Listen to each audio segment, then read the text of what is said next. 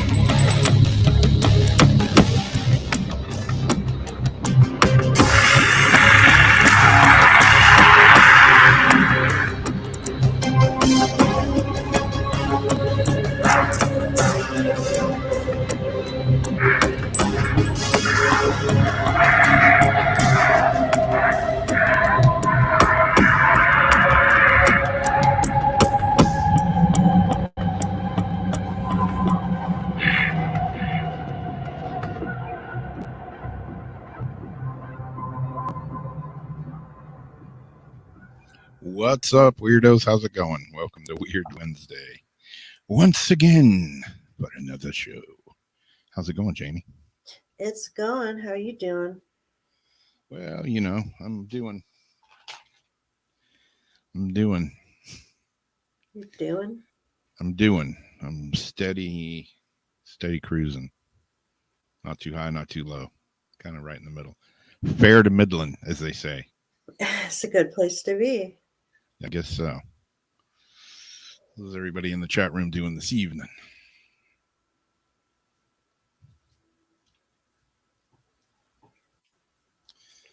Okay, I'm up.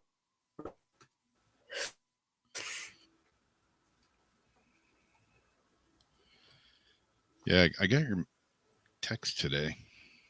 Apparently there was some crazy lady with a gun at the Trump Tower today, but had nothing to do with Trump or anything else, supposedly. No, it was like a domestic something, right? Yeah, that's what I would do, you know. I would just take my shotgun to the Trump Tower, get a room, just me and my shotgun. What the hell's going on in people's brains is, I don't know.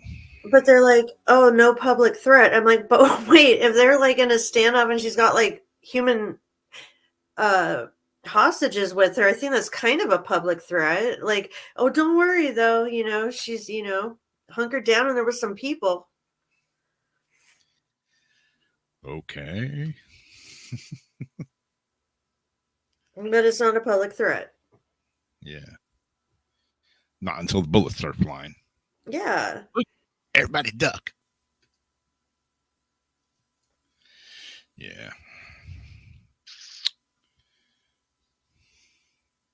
We don't have a whole lot of that here. But enough. What, people running around with guns? Yeah. Well, they're running around with guns, but you know, it's Florida. What do you expect? You know, I hear all like, you know, we need more guns. We don't need more guns. We need gun control. We need this. We need to be banned. We need to do all, you know, 100 different sides. I don't know. I remember when I was in high school, you know, everybody had a pickup truck and they had a gun rack in the back window, you know, and my high school, if you went hunting or whatever, before school. You got to school, you had your guns in your rack. You could actually take your gun into the school, We and were allowed to. the principal would lock them up until after school. So, nobody'd steal them out of the car or, prevent any shenanigans. But yeah, you could just walk into the school with your guns and it was perfectly fine. There was no school shootings. Nobody got shot back then in school. No. The guns are the same. It's just the people have got batshit crazy. That's the problem. Guns are still the same as they were back in the Civil War. They're better now, but yeah, it's the people, not the gun, man. The damnedest thing, I've got a couple in there kind of loaded, ready to go. They've been in the same safe together for hella long. Yeah. And not one has tried to shoot the other yet. Damn, that's amazing. Isn't that crazy? In this day and age. My little space, yeah. Yep.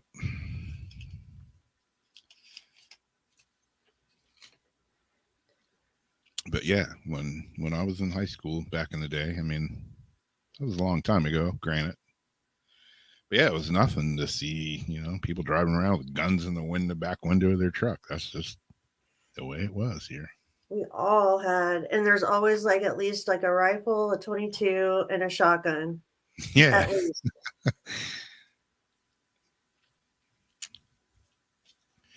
Walk into a school nowadays with a gun and you'll be up shit creek. SWAT will be on you in a second. Active shooter. Take him out. But then again, people weren't crazy back then. People are just crazy as hell nowadays. And getting crazier by the day. Yep. I'm really proud of myself. Yep.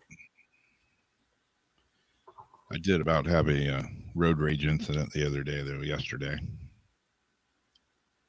It was a guy in back of me. Like I'm pulling up, getting ready to pull up, not to the interstate, but it was the state road. And there's a red light there, and this guy is following me. He's right on my ass. And, he starts blinking his lights on and off, on and off, on and off, on and off. I'm like, what the fuck do you want me to do? Where do you want me to go? Pull out in traffic?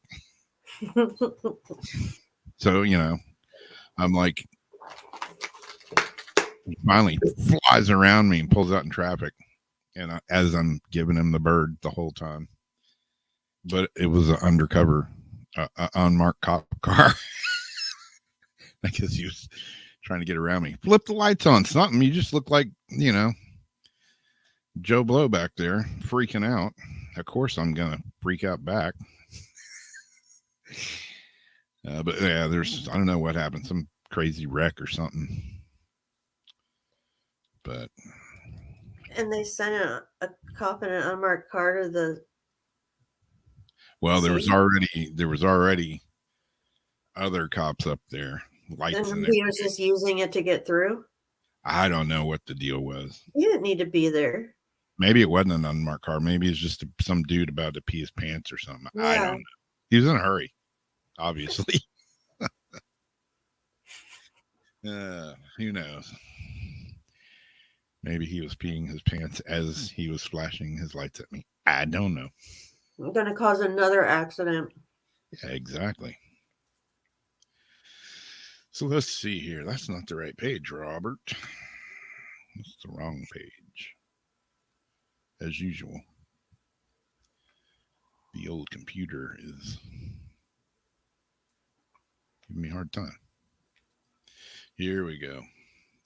This one, speaking of people crazy, you never know if you can believe anything this guy has said because he has quite the track record. But I threw it up here anyways. Old Yuri Geller posts up footage of alleged UFO on Twitter.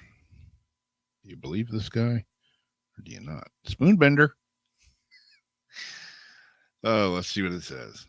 The Israeli spoonbender, and it opens up with that, has published footage of a mysterious object while declaring they are watching.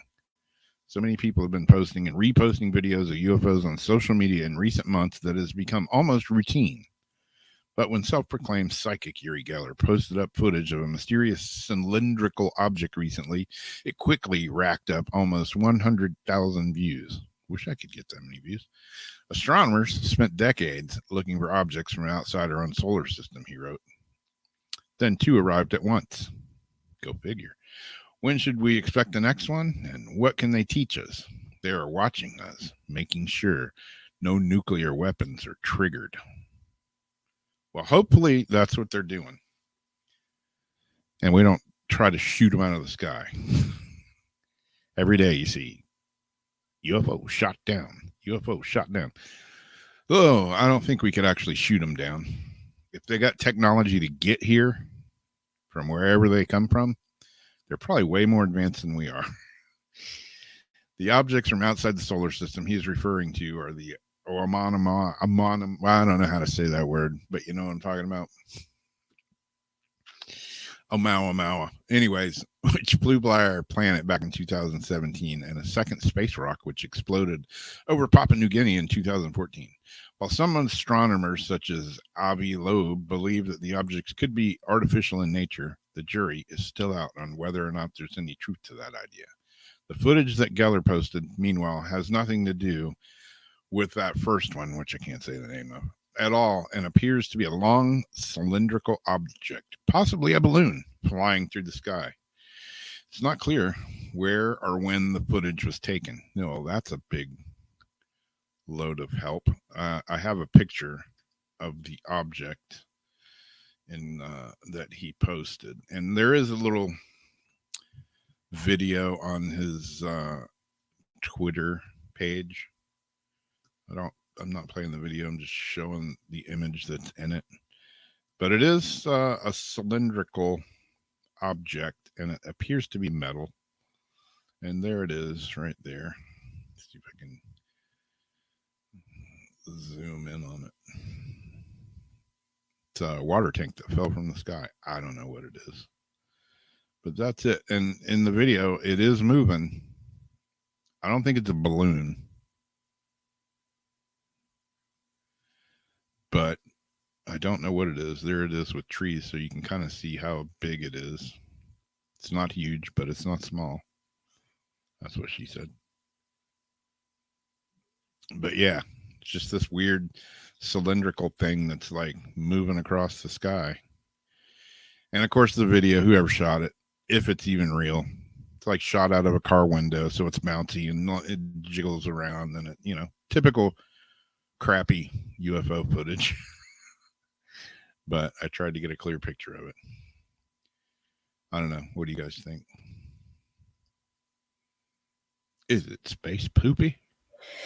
There was an article I read. Well, yeah, you would have seen it then with Jason last week. It was on this one with the thing in California that kind of looked like a plane. This one, it looks like it's up and down though. Yeah. Yeah, it's weird. I don't know. Could be real. Could be total jack foolery. Yeah, it's hard to tell from the picture what it is. Yeah. What it is. Yeah, when I first saw a picture of it, I'm like, oh, if it's in the sky, it's like something that like fell off a plane or out of the back of a plane or something. But when you see the video, it's not falling. It's like staying in the sky and it's moving. So, I don't know. Weird.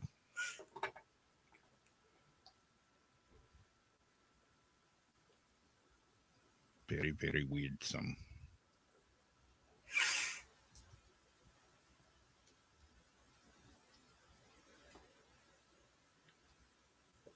We've got more of those radio signals.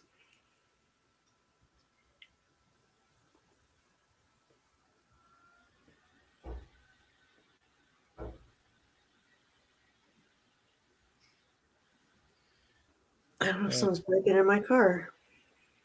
Is that what that was? I don't know. It's that or... I had that weird feeling last night. Why is it not? There we go. Finally. StreamYard got to change things up on me. All right, so a distant Earth-side emitting radio signals may possess a key to supporting alien life. I feel like it's outside that fence. It's like creeping me out. A distant Earth-sized planet emitting radio, which claims to have a You're getting that robotic breakup thing.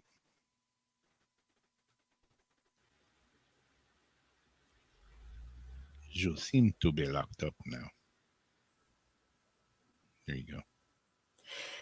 I turned my Wi-Fi back off, so I hope the article doesn't shit out. A distant Earth-sized planet is emitting a radio signal which could point to it having a similar magnetic field to ours. American astronomers say rocky exoplanet YZ is a prime candidate for having an Earth-like field, which could provide vital answers in humanity's search for alien life. The researchers say the search for life on other planets depend in part on whether rocky Earth-like exoplanets, such as this one, also have magnetic fields. Using a radio telescope, the scientists found exoplanet YZ, which is about 70.5 trillion miles away from Earth, is putting out a repetitive radio signal.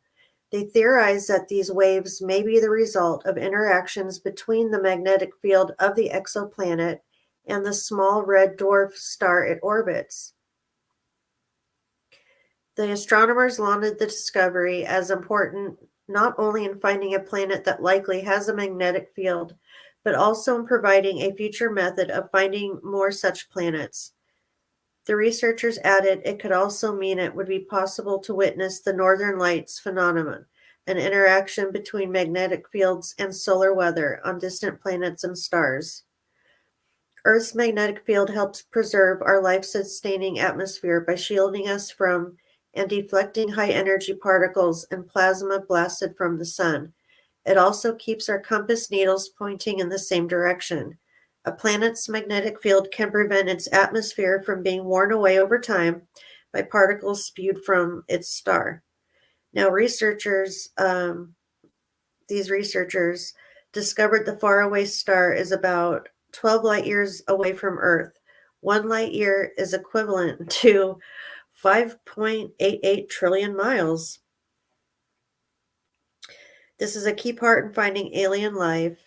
The pair used a radio telescope operated by the U.S. National Science Foundation to better understand the magnetic field interactions between distant stars and their orbiting planets.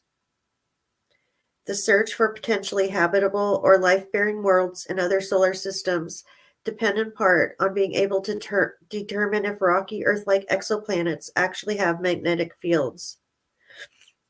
The research shows not only that this particular rocky exoplanet likely has a magnetic field, but provides a promising method to finding more.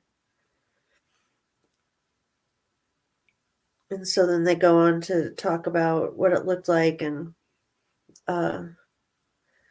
just more information on it. This was studyfinds.org if you want to see the rest of the article.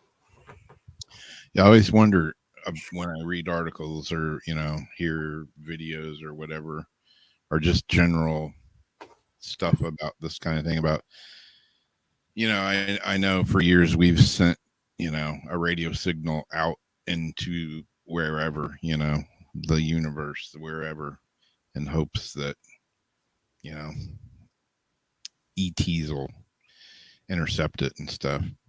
But then when I hear, we're getting a radio signal from a distant planet, I often wonder, is that really what it is? I mean, it just seems like if there is ETs or, aliens, whatever you want to call it, out there, and they're flying spaceships around, are they going to be using the same, it just seems like our technology would be primitive to them. You know what I mean?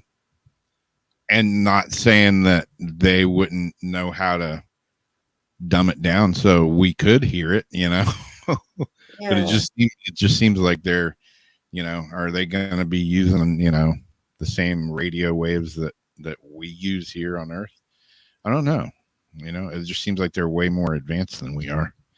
I mean, obviously, if they can get here, and it takes us that many years to get there.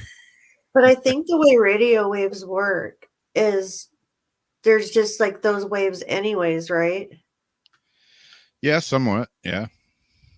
And there's certain ones, because I took that class like when I was trying to get licensed. And I can't remember how it works though, but I also think sometimes, because I've thought about that a lot of times too, when we're messing with radios anyway. What if it's our own signals bouncing back from something too? Like, where there's so much stuff up there, and other countries put stuff up there, and not everybody tells everybody probably what they're doing. Exactly. So what if something else is like echoing off of something or bouncing off of something? Yeah. Yeah, often I think that, like, are we just getting some space junk back that's, coming from our own planet, Yeah, Then, they're always finding this stuff. Yeah, who knows? I mean, the Earth makes its own sounds too, so Yeah. got that whole Schumann resonance thing going. It was weird. That article that Todd posted about what's his name? Why does my brain just turn into oatmeal when I'm trying to think of something? It'll come back to me in a Where minute. did you post it? Tesla. There you go. The article did you read the one that Todd posted in our chat group about Tesla? And when he came out with the death ray or whatever. Way back in the day. Yeah, it's worth a read. I don't remember seeing it. Actually, it's a video, but yeah, I think he posted it in the Paranormal Soup chat, maybe. I'll check it out. Yeah. When are we going back to the moon? We're going back. Did we ever go? Yeah, did we? Yeah, I got in trouble on Facebook because I posted that video of, yeah, they shamed me. Yeah. Did they put a black cover on it? Yep. Yeah. Let's see. Boy. My chemtrails article got that the other day. A video of them actually doing it. But this isn't real. Yeah. We're gonna make it, you have to click 3 different things just to look at it. Yeah. Yep. That was it. I look for that stuff now. I figure, okay, if they're like censoring it, it's either something really horrible I'm going to regret looking, or there's something to it. Yeah. There's something with some relevance to it. And you I got, don't see it. Yeah. I got dinged on a couple of things that I posted like 4 or 5 years ago. Like, I'm really? Hella old ones right now from like 2016. Yeah, it's like nobody would even see this unless they, took a shovel, like, digging through my Facebook page from 5 years ago. It's like to post that. I don't even remember posting that.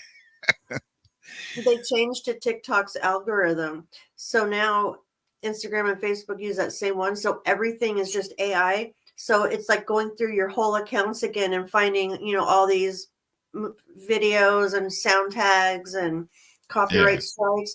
I can't keep up with my complaints. Yeah. I have to appeal. I have the right to this audio as it was obtained on a public domain under the Fair Use Act. Yep. Oh boy. And what's stupid is when Facebook dings me for or Instagram dings me for a video I did on Facebook. I mean, that's your audio.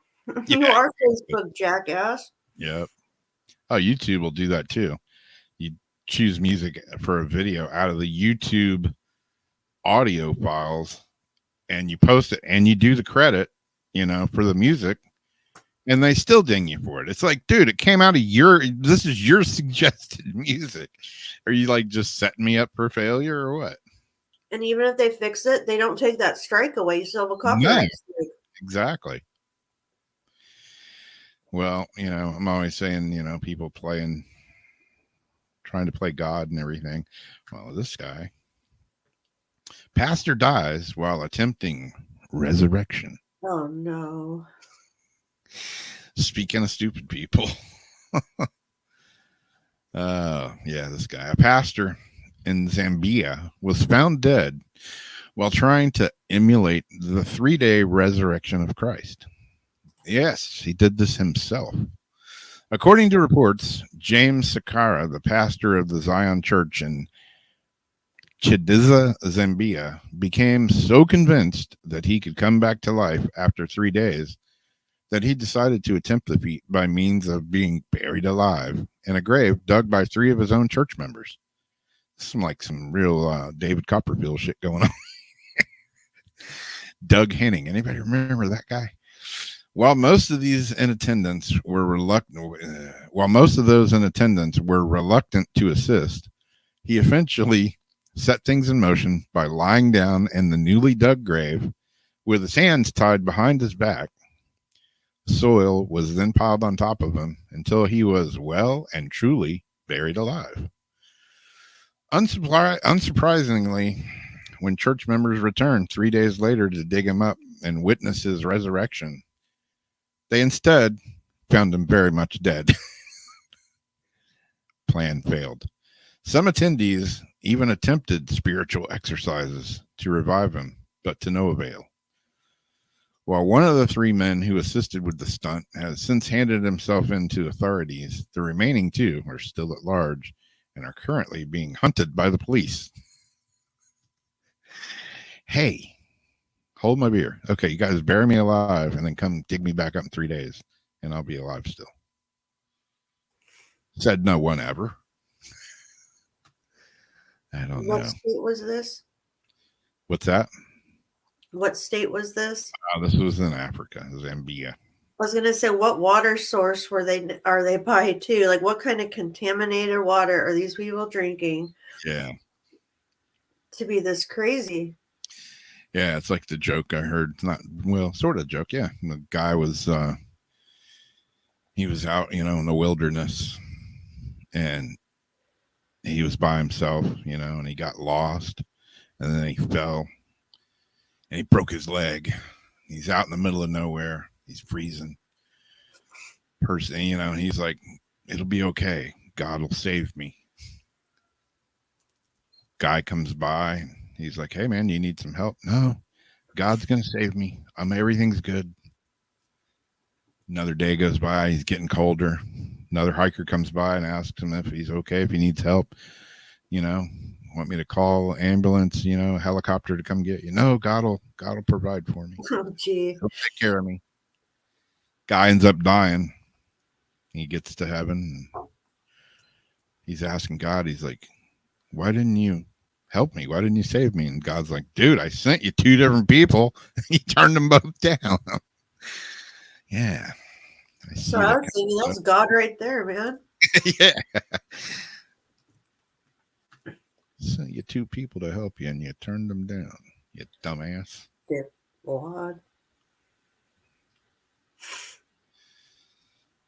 Where did my page go? It just disappeared. I just got a blank screen now. That's awesome. Not really. Yeah, I just saw your lights go out. Yeah, what is going on? I'm still talking. I'm still on the air, but I have no StreamYard page. Wait, open. what?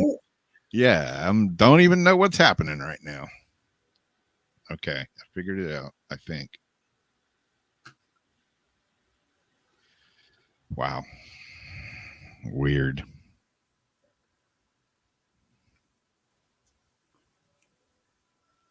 What happened? I don't know. My page just minimized and went to nowhere. I know what the problem is. That was like the other day. Mine was acting weird. I thought I had like we were sitting here talking, and the comments kept like bouncing up on the screen and going away. And I'm like, wait, I'm looking at you. I'm like, is Rob doing that? It didn't look like you were. And it's like, and then my windows, the little side thing, swiped over, and I'm watching this like did I get lotion on? Like, what is going on? Yeah, really. I don't know what's happening right now. And where is that music coming from? Trying to remember this other chat because the next article is about the chat GPT. And just the other day, well, there was that article about the guy who had committed suicide because he got really close to some chatbot talking about climate change and him being doomed and that nothing to do to save it. I don't know. This supposedly this guy went crazy and fell in love with like I don't know. There's some inappropriate thing between him and this AI bot. He ended up killing himself, and then that same week there was one other incident because I was able to post them together regarding this chat AI stuff. Oh, if I don't find it, I'm gonna forget it. I forget it. Anyways, now Chat GPT powered Furby reveals the toy's plan to take over the world. As if these things were not creepy enough.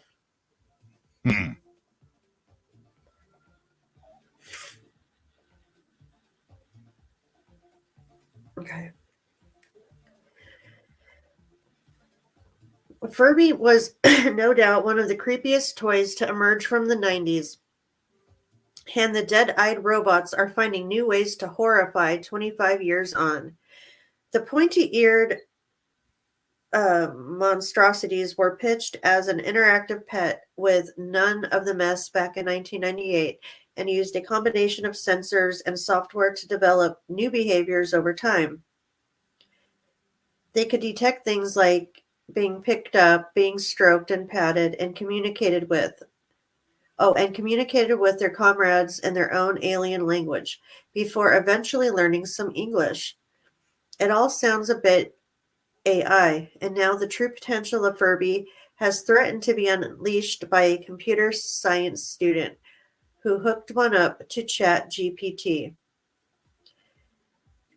Jessica Card of the University of Vermont shared a clip of a brutally disembodied Furby, shroud of everything but its eyes and beak, answering questions via OpenAI's popular chatbot. Hello there, it's so nice to meet you, says the seemingly polite critter.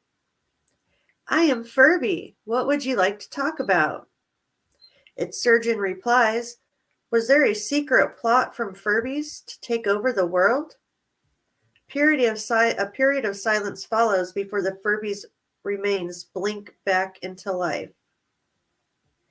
I am thinking about what you've said, it says with a few flicks of remains of its ears. Another pause, this time with its beak left slightly ajar. Almost done, it says, before revealing its plan for world domination. Furby's plan to take over the world involves infiltrating households through their cute and cuddly appearance, then using their advanced AI technology to manipulate and control their owners.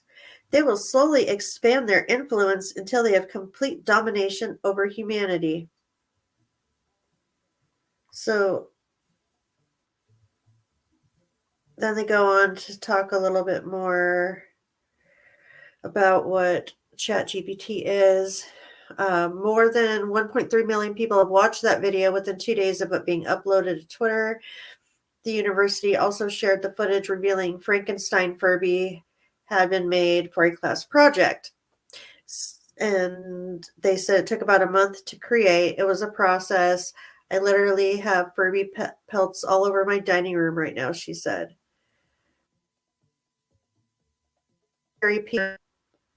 She used a Raspberry Pi to power the new look Furby. It's a small, highly customizable computer popular with people learning about programming. Speech recognition and speech to text software were used to ask the questions and convert them into text so they could be sent to Chat GPT. The responses were then sent back through AI voice generator with the child's voice picked for Furby. So yeah, people are already screwing with this stuff in classrooms. Yep.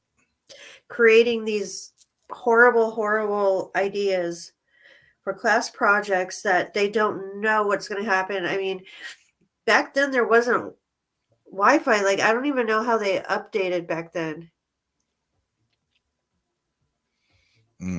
Because now things like Alexa and all that learns through Wi-Fi. Yeah. So I assume this would learn through that too if it was to keep. Old I don't know. Furby. A Franken-Furby. Franken-Furby. Yeah, I don't know. I don't know, man. People are batshit crazy, and I don't think we need to be playing with this stuff.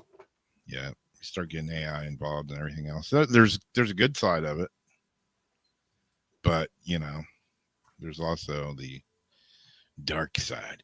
Welcome to the dark side. And too many people want to do this bad stuff right now. Yeah. Yeah, you know, it's like my phone. Like, I'll go to do the speech to text, and I like try to talk and pronounce everything as good as I can. And, like, it just comes out with gobbledygook crap. I'm like, what the fuck is wrong? You know, it gets every word. When I start having a rant, yelling at my phone, gets every word of that perfect.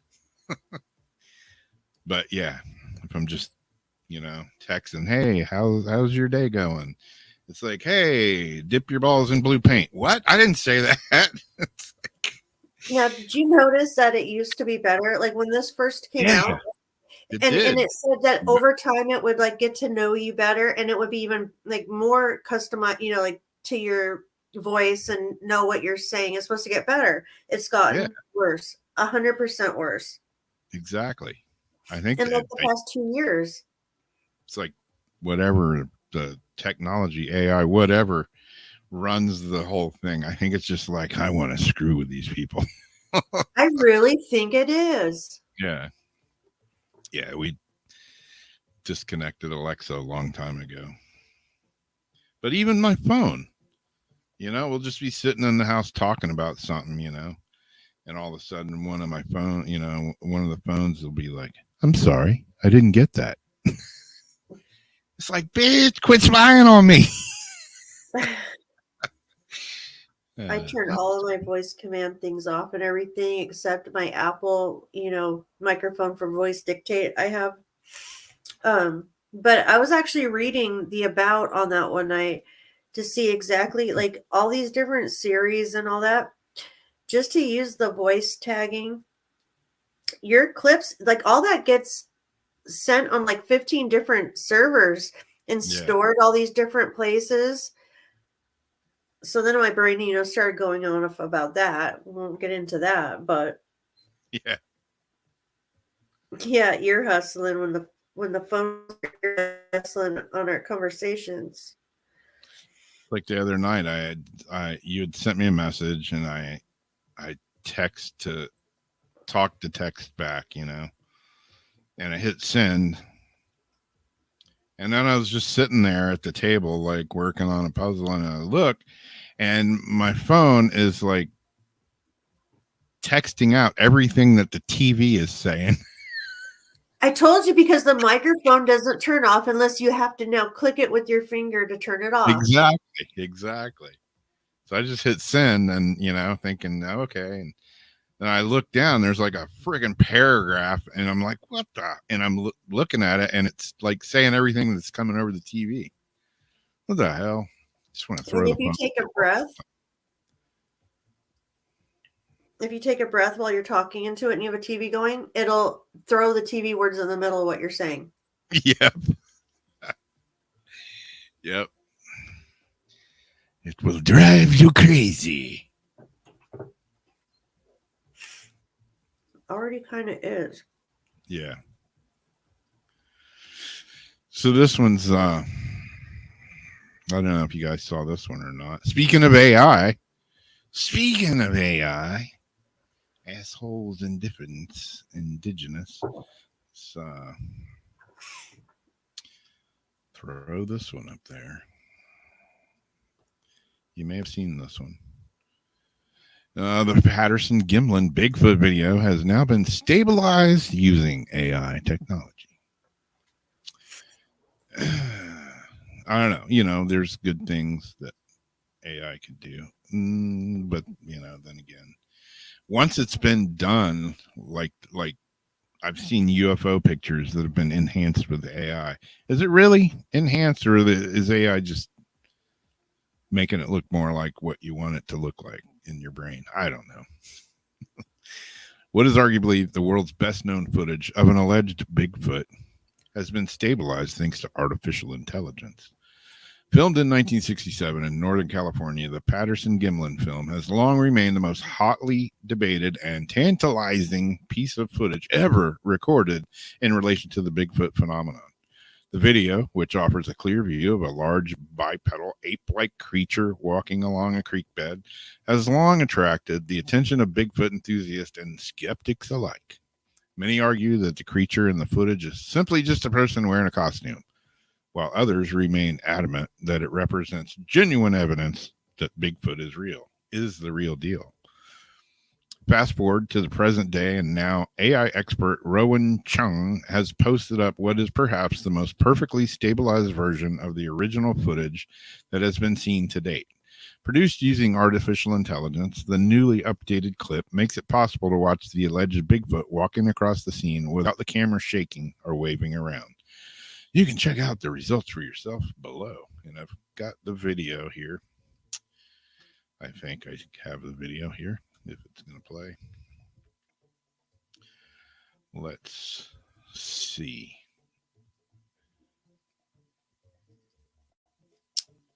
Here we go. You know, I guess it's more stable, like they're saying. I didn't notice like a huge difference because the footage was pretty decent to begin with. But here it is.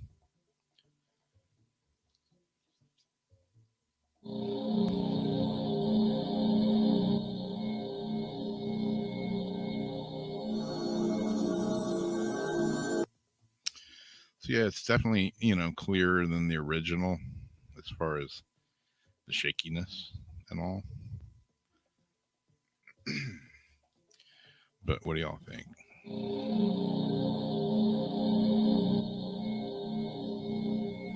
That 100% looks like a person swinging their arms. Looking back, like, yo, you getting me? Am I in frame? I don't know. He's just striding through, and his arm, that's a dude. But is Bigfoot just Yeah, I guess. I guess it would have to swing its arms. I mean, you still, you know, it still looks. Maybe. I mean, look at the way the arms. I don't know. I guess it would have to do something with its arms. Yeah, I mean, it still looks like a female Bigfoot because you can definitely see boobs. Maybe, I don't know. If it was a costume, you know, considering what it was, 1967, it's a pretty damn good costume for back in the day. But yeah, it is more stable now thanks to AI.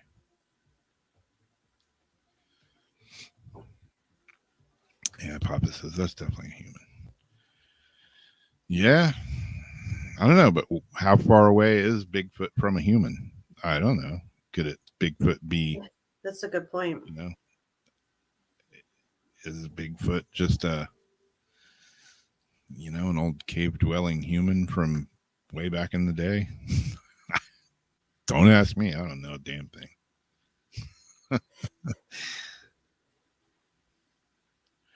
All I know is if I was out in the woods by myself and a Bigfoot came out, I'd probably poop my britches. I always thought there was something, though, about the way it turns and looks, though, because, yeah, you know, if you're a hide and seek thing and say you did get startled, it's like, oh, shoot. And then that's kind of that kind of fast stride. You know, where that's why you would like walk so fast out and kind of like and look where they are. Yeah. That Yeah. I mean, seems kind of like legit to like that seemed kind of legit. yeah. Yeah. It depends on how you look at it. You know, there's the point of it looks back to be, you know, like a human reaction would be kind of looking back to make sure, you know, make sure you're getting me in frame. And, you know, and if it's a Bigfoot and they're so secretive and hidey ho, you know, he just kind of looks back and is like, oh, there's people filming me, you know, and just keeps on walking. You know, you think it would be like, oh shit, and it would like pick up the pace and get out of there. But Well, it looked like it was kind of picking up the pace. yeah. And then another thing is in these videos, like you don't normally see them turn and look because the faces are, it's harder to disguise a costume face. Yeah. It's easier to blend in, like, you know, the back or the silhouette of a costume. And especially back then, you know, you'd think there's better theatric, you know, movie, whatever that is they use. I can't think right now, latex, Yeah. masks and everything, that it wouldn't want to purposely, if you're going to make like a 8-second clip, not include the face like that. Yeah. Yeah, like Christina says, you know, if they were on horseback, some say horses hide the human scent. Could be why you just walked out there like, I don't give a damn. I got to get across town, brother. That's a good point. Yeah, it is. That's a good point. And then not, you know, back then not everybody had a camera on their phone and everything. Yeah. And Bigfoot wouldn't even really know what a camera was if somebody was recording. Like, you know, has he been around people enough to know if what they are doing with that and then what indeed that is? Like, oh shoot, that thing they're using is going to show my existence. They might just think it's a weapon or something. Like, well, how's Bigfoot going to know it's a camera or what a camera is? Yeah. Unless shit, I got caught. It's from another dimension and he's just here for a moment. Yeah. Which one of them's going to come here and like, you never know where you're at when diarrhea hits. One of them's got to take a poop here sooner or later.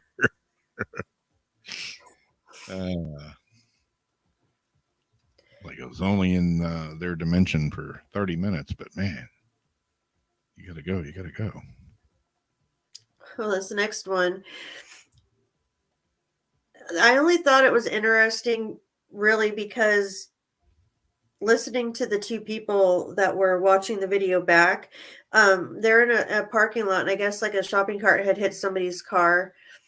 And so they're reviewing this and it is kind of trippy when you listen to them talking and you actually watch it happen. So it's a little curious just because the way it moves. I didn't really know what to think of it, and now I'm trying to get the video or the article to load. A Texas man claims a mischievous child ghost caused a shopping cart to fly at his vehicle, and he says that he knows the ghost. Kobe Todd is a 21-year-old from Pottsboro, Texas, who recently went ghost hunting in a nearby town. The next day he was leaving work at a supermarket when a strange and spooky moment occurred. A shopping cart flew into his car. When I got in my car and shut the door, I realized the cart had hit it. Todd decided to go inside and look at the security footage to see who pushed the shopping cart into his car, he said. I thought someone had tossed it at me, but when I got out there was no one there. So I went inside to get the video footage, he continued.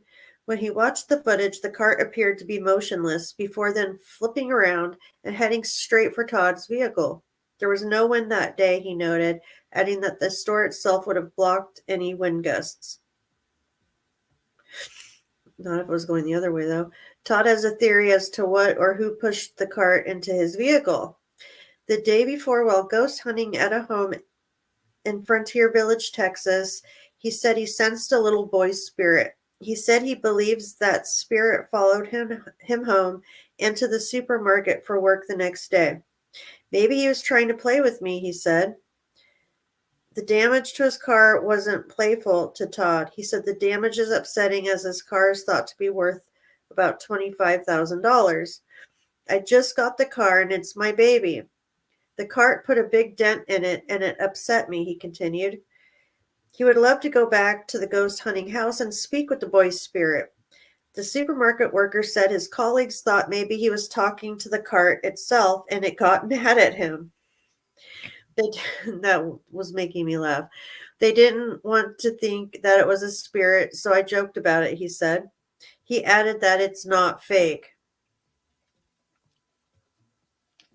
Whenever somebody, though, does say it's not fake, it always makes me wonder why you had to say it's not fake. Yeah.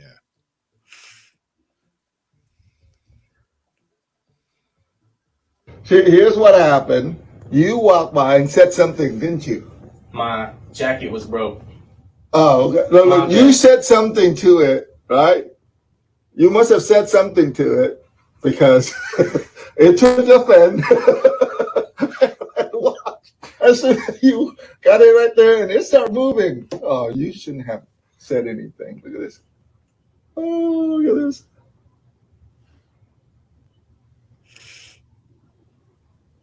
I was even trying to think if they set it up, if they had I like know what car he's in. You lines. shouldn't have said that to me. And then, oh, suddenly, yeah. Oh, you're still not in yet. Oh, see, I'm coming for you. And you said of all the car, it has to go to you. Wow.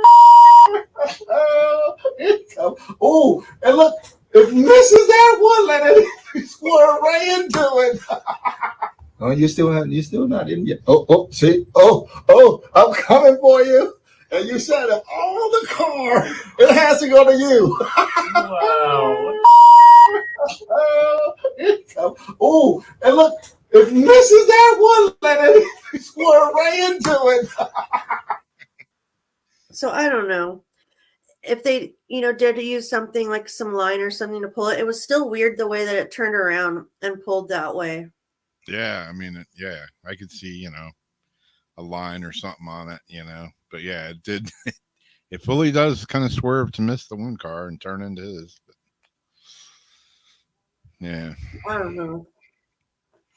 I'm like the shopping cart Nazi guy in the parking lot. I always Me walk too. the cart either to the door or put it in the cart corral. I hate when people just get out, you put their groceries in and just shove the cart out in the middle of the freaking parking lot. Mm-hmm. I went and put mine, I walked like halfway across the parking lot and put it in the cart corral thing. And there's, little reflectors that, that'll keep them in there so they don't roll back out. Mm-hmm. And it was really windy that day. And I put it in there and I turned around. I'm walking away. And I just get this feeling. And I turn around and look, and the damn cart's like 5 feet behind me. It had rolled out. And, it wasn't paranormal. It was just rolling down a little slight, hill. So you have But to go walk it all the way back. Yeah, I could put it all the way back in there. I'm like, stay. Kind of put it in their own angle so it couldn't roll out again. Even when I'm impatient, I always go and walk the cart back. Plus, I feel bad for the people at the store by me because, I see how much work they do at the supermarket, and they're like short-staffed. And I see how often. I mean, it's got to be like hell. This guy every day goes out and has to pick them all, And then as soon as he puts them back, I feel almost guilty that I have to take a cart. Well, I don't have to, but I don't want to carry, certain of the stuff. It's like I'm taking a cart, then I'll carry my bag. I put it back there, but. Yep. I just feel bad for them. So no matter what, I always walk it, even if it's, I got to go wherever. Yep. Yeah. I either park right by the cart corral thing or, I'll just walk it back up to the store. I'm like, I'm old and fat. I'm using it as an exercise. I'm getting a little extra walking in. No, what does it hurt? Exactly. Not in that big a damn hurry. Plus, I don't want a cart backed into my truck. Yeah. Yeah, I got little dings and shit all over my car from people's shopping carts just randomly, willy nilly flying around in the freaking parking lot.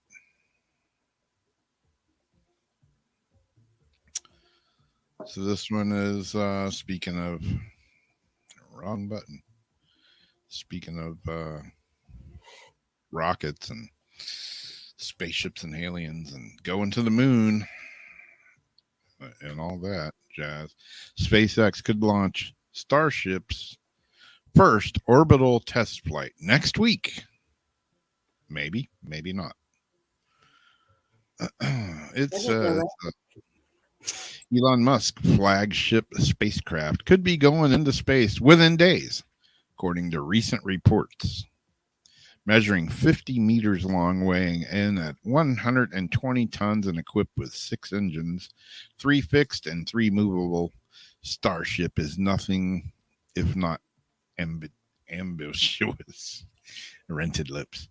Designed to carry cargo and astronauts all the way to Mars, this next generation spacecraft is the real deal and could see its first human set foot on it on the red planet in the not so distant future. Another article I read said we will land on Mars within the next 5 years. We can't even make it to the moon. How are we going to get to Mars? For a while now, the date of the Starship's inaugural orbit test flight has remained somewhat up in the air, with various technical issues and lack of a launch license from the U.S. Federal Aviation Administration being among the problems keeping it firmly on the ground. This all may be set to change by next week, however, following that news that the Starship could embark on its first ever orbital flight within a matter of days. At the weekend, the spacecraft, the largest iteration of which it's named Ship 24, which sits atop a super heavy prototype Booster 7, was rolled out to the launch pad at SpaceX's Starbase facility in South Texas. And though it's being prepared for its imminent launch, then on Monday, SpaceX carried out a fueling test on the booster. Furthermore, navigational warnings have been issued for a launch between April 6th and April 12th, suggesting that it may be due to occur very soon. Whether or not it actually is going to happen next week, however, remains to be seen. God, whoever wrote that article made it very difficult. So yeah, this is supposedly SpaceX's man. Elon's he's got all kinds of things up his sleeve and down his trousers. Who knows? It's like, wow, I didn't even know they had this rocket. Yeah, they already got it made. But just seeing that it's made doesn't mean that it's not going to blow up. Mm-hmm. So that's why they're going to test it. But man, how many millions, billions of dollars does it cost? It's got to suck when one of these things like this blows up. It's like, that's just insane, disgusting money. Yeah, we just blew that $52 million up. $520 million, however much a damn rocket costs. I don't know. I'm not in the rocket buying business. There's probably not a bathroom. Yeah, that's still an issue, I hear. Yeah, I think you probably would wear the diapers. Yeah. It's hanging out the window, man. Man. Yeah, it looks like a big space shuttle. Exactly, Debbie. At least it doesn't look like a big dong like Jeff Bezos. Yeah. Damn flying dildo.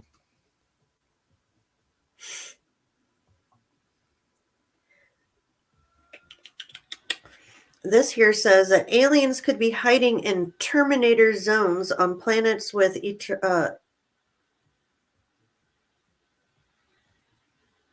I just had a complete brain freeze. Speaking of aliens. Eternal light. Don't talk about it. Don't speak its name. Is that how you say that? Wait, checked. Save and exit.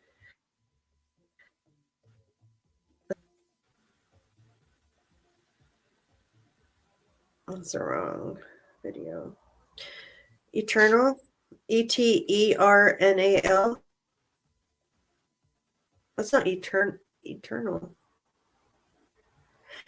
You know when you look at a word and you've seen it a bunch of times and it just doesn't Doesn't look like it seem like sounds right? it's like, is this even the right alphabet? Yeah. Is this word from outer space? Yeah, I do that all the time. I'm like, what the hell does this say? Oh, it says bones. Why didn't my brain configure that? Yeah. Anyways, imagine if one side of Earth always faced the sun, half of the planet would be stuck in perpetual daylight and the other shrouded in permanent night. But for aliens and other solar systems, our doomsday scenario may be there every day, and life might just get along just fine.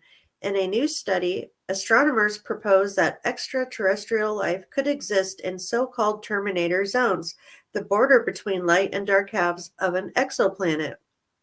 These planets have a permanent day side and a permanent night side. This is a planet where the day side can be scorching hot, well beyond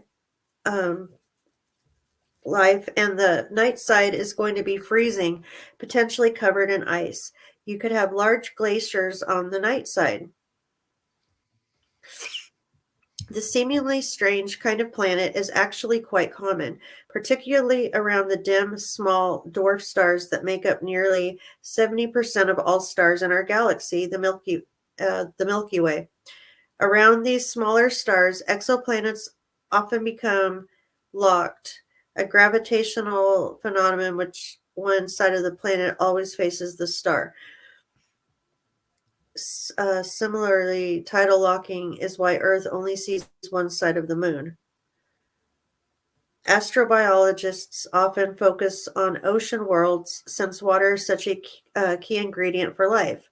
Lobo and collaborators, however, wanted to find new niches where life may be able to survive. We are trying to draw attention to more water-limited planets, which, despite not having widespread oceans, could have lakes or other smaller bodies of liquid water.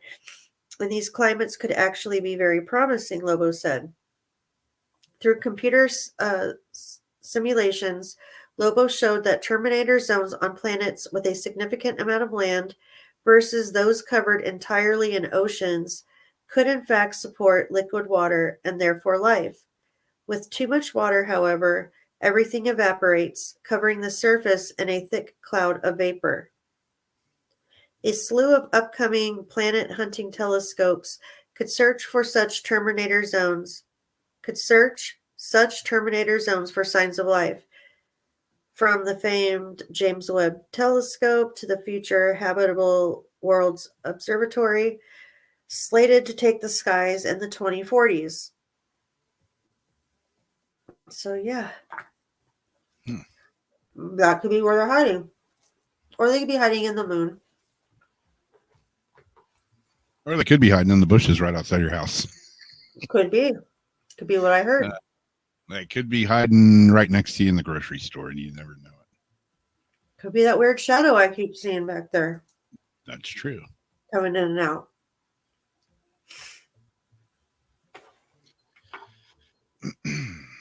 Yeah. Who knows? Maybe one day we'll all know. Maybe. What's it going to be like, when we have that Independence Day type of thing where they just come and, dozen motherships land and all these other little ships come out? And are they going to be friendly? To believe it if we see it, that it's not real. Yeah. That's some CGI, man. But no, you're looking at it. You're not watching TV. You're watching it out of your own eyes. Yeah, they're playing tricks on us, man. It's mirrors. It's holographic. Not to believe it. But you touched one of them. You pinched it. Shot you with a ray gun.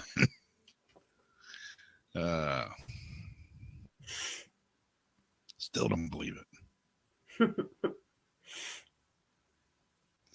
I would like to hang out with Travis Walton for a day, though. Definitely. Not just to ask him 100 million questions, like I'm sure everybody asks him, but I just like to hang out with the dude, and just see what he says about, if he says anything. I don't know. Or if he tracks things. Yeah, if he attracts things, or if if they've contacted him again, perhaps. I don't know. Careful what It was you a wish good- for. That's true. Maybe let's just forget I even said that. Whoa, my butt's hurting all of a sudden. Yeah. So you got another articulal. Yes. Speaking of UFOs. This is a quickie. U.S. politicians shown top secret videos of UFOs flying close to aircraft. Top U.S. politicians have been given top secret briefing. Top U.S. politicians had been given top secret briefing where they've been shown evidence of anomalous craft. This sounds evidence of anomalous craft. This is not English.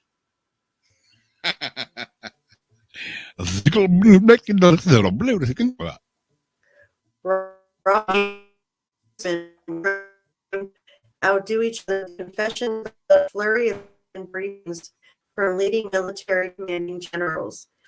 He said the spate of activity from U.S. politicians made it clear that at least 2 congressmen in key government positions had been given top secret briefings.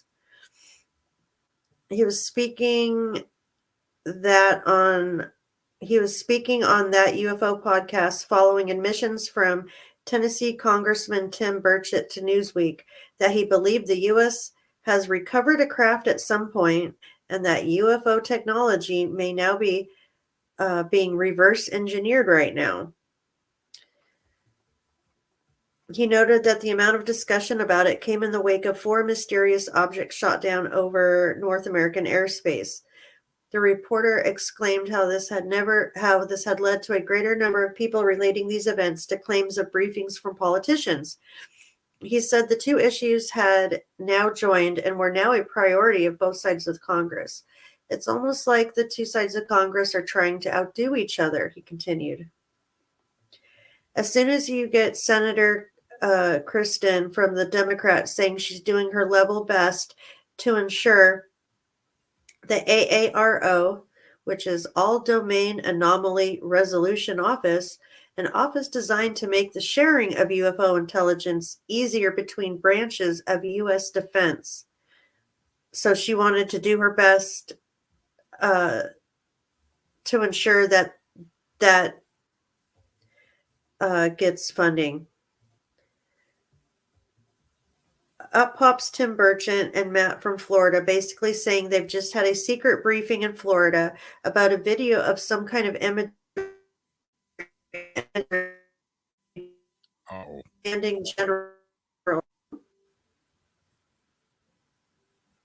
Did you say something? I was losing you there for a minute.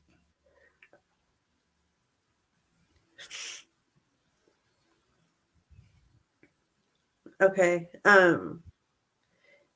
They saw some secret briefing in Florida about a video of some kind of imagery that was shown by the commanding general of a base. By putting all of these together, 2 Republican congressmen, both sitting on key oversight committees, have been giving a very secret top secret briefing. Well, wouldn't it be secret if it was top secret? Where they'd been shown evidence of the crafts. So, yeah. I don't know what's going on with my computer right now. Yeah, me either. It's haunted. It was doing these little hiccup skips a second ago, and I didn't know what was about to happen.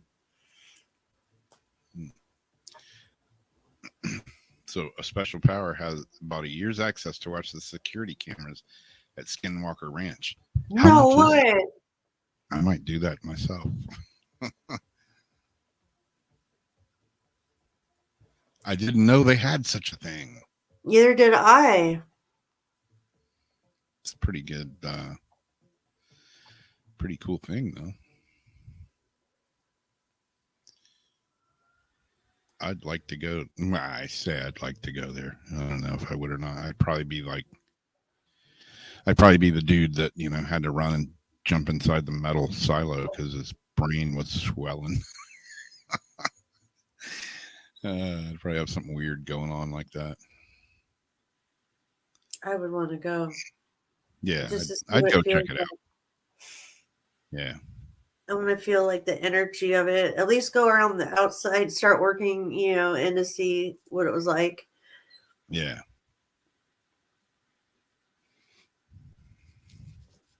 And get my feet wet a little bit. Yeah. Well, I got the old Crystal of the Week video. Ooh. I was thinking today, I thought, I almost wore I was going to wear aquamarine. I thought, I wonder if I was going to do aquamarine. Damn, you know what? I almost did aquamarine. I was going to put on this big chunk of aquamarine. Yep. And I thought, no.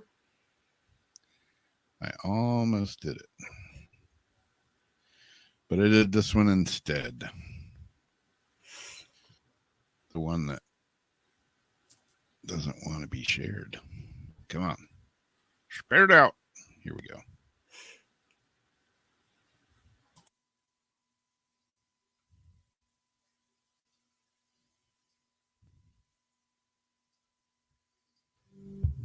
This week's crystal of the week is labradorite. Lore of the Inuit people claims labradorite fell from the frozen fire of the aurora borealis, an ordinary stone that transforms to the extraordinary, shimmering in a mystical light that separates the waking world from unseen realms. It is, in every sense, a stone of magic, a crystal of shamans, diviners, healers, and all who travel and embrace the universe seeking knowledge and guidance.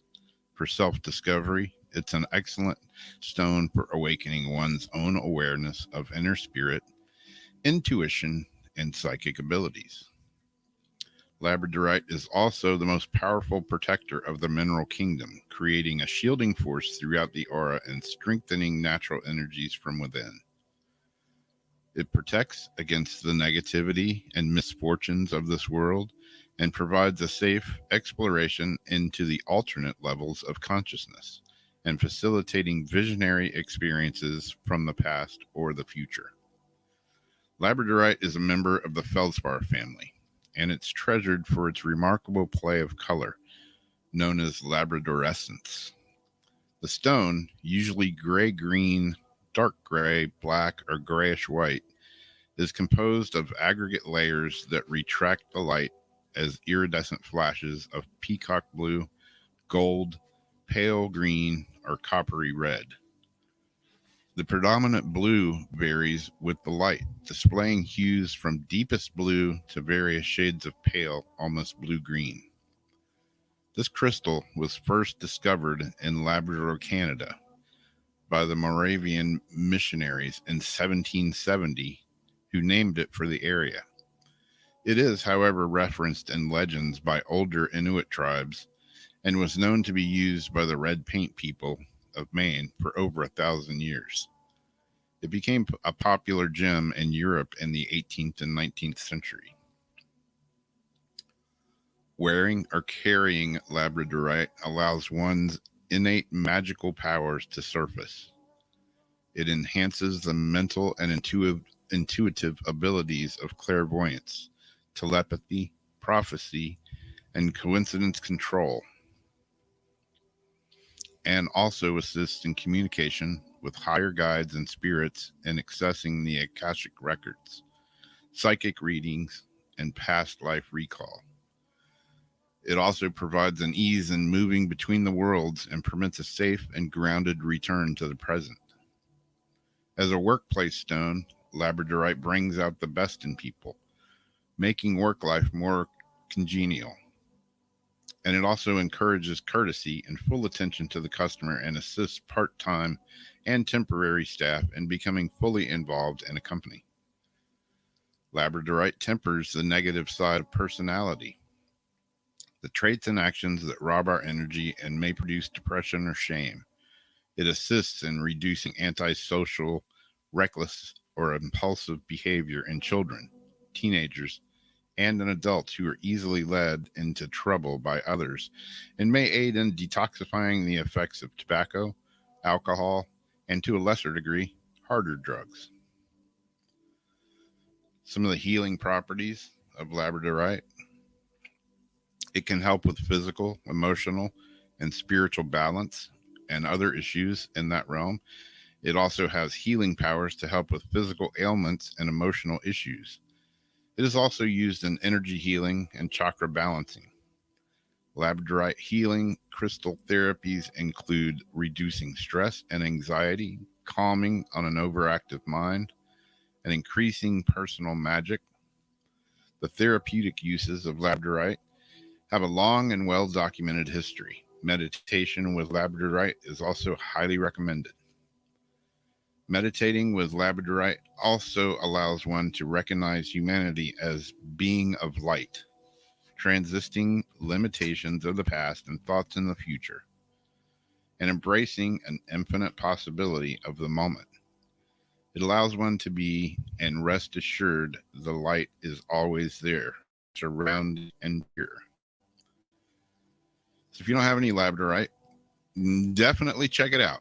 It's a cool stone. It's very beautiful. I just picked up a new piece for myself at the last Rock and Gym show I attended a couple of weeks ago. There you go. There you have it. Labradorite crystal of the week.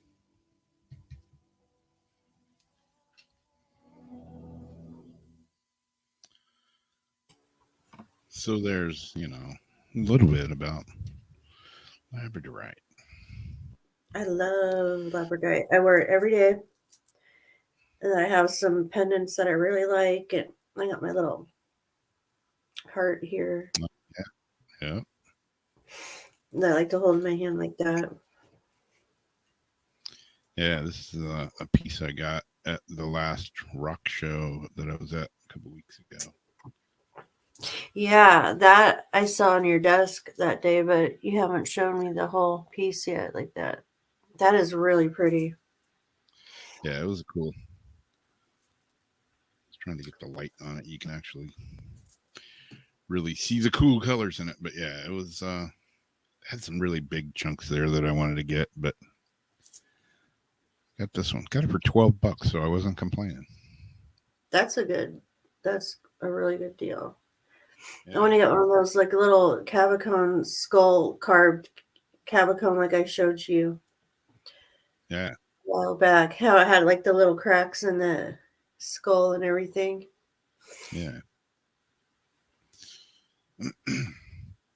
Yeah, there's like the crystal shop here in town. She's got all kinds of stuff, carved out of it and big pieces of it. I had a piece of rose quartz there that I wanted to get. I don't know. It's probably 25-pound chunk of rose quartz. But it was like a couple $100, $150. So I can get it. I did get more geodes though. And I cut one of them. Did I show you the one that I didn't cut it open. I cracked it open. Did I show you that? One. Yeah. One of them, but then you're going to take it to your friends, and I haven't seen it since. Yeah, I don't know. I think I got 8 of them. And they're all, fairly small. And yeah, I think I'm going to run them over to my buddy's house because he's got a diamond saw. I'm just going to cut them instead of cracking them, so that way they'll be, a nice smooth cut. But yeah.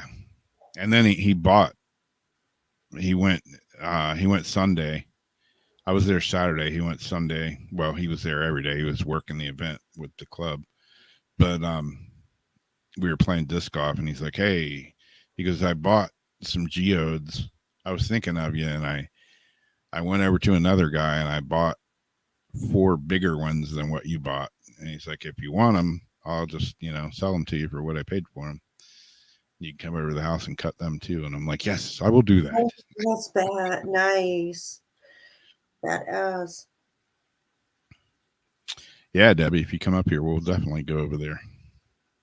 It's a little store, but holy hell in a handbasket. That place is jam packed. I feel like a bull in a china shop when I go in there. I'm afraid to like knock something over.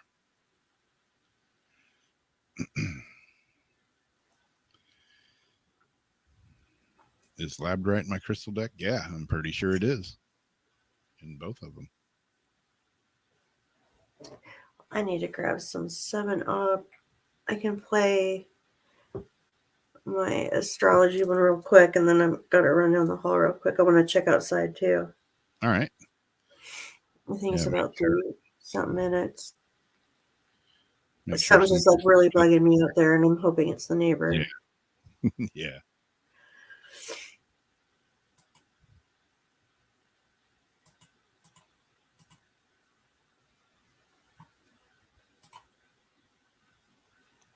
I remember a long time ago, I went out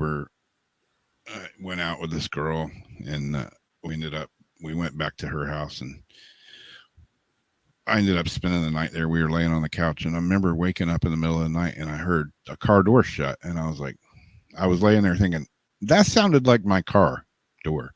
Not that I knew exactly what my car door sounded like, but yeah, sure enough, I went outside. Somebody broke in and stole my whole kick-ass stereo out of my car. No. Yep.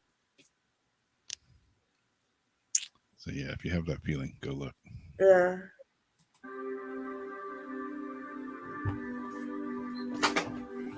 Mercury will be in Taurus from April 4th through June 11th. Mercury in the sign of the bull gives us time to take a breath and slow the roll for a little bit, to consider the value of our time, energy, and resources, and where we want to invest. This transit includes a retrograde, so we are being asked to do things differently when it comes to our thinking around money. Subtle changes in these areas can make a big difference to our security in the long term. Taurus teaches us about the importance of enjoying the beauty of life through all aspects of our senses, but it doesn't mean we need to splurge on expensive items. Often there is beauty to be found in simple pleasures. So over the next 2 months, let us take pause to literally smell the roses and invest our hard-earned into those things we truly value, so we can be more at peace in our relationship with money. When Mercury is in Taurus, communication can seem as if it's stuck in the pre-digital age. Taurus energy is notorious for having a slower, more thought-out approach, taking time to consider all details and options before replying. This can be frustrating for those who are accustomed to instant gratification from a faster communication style.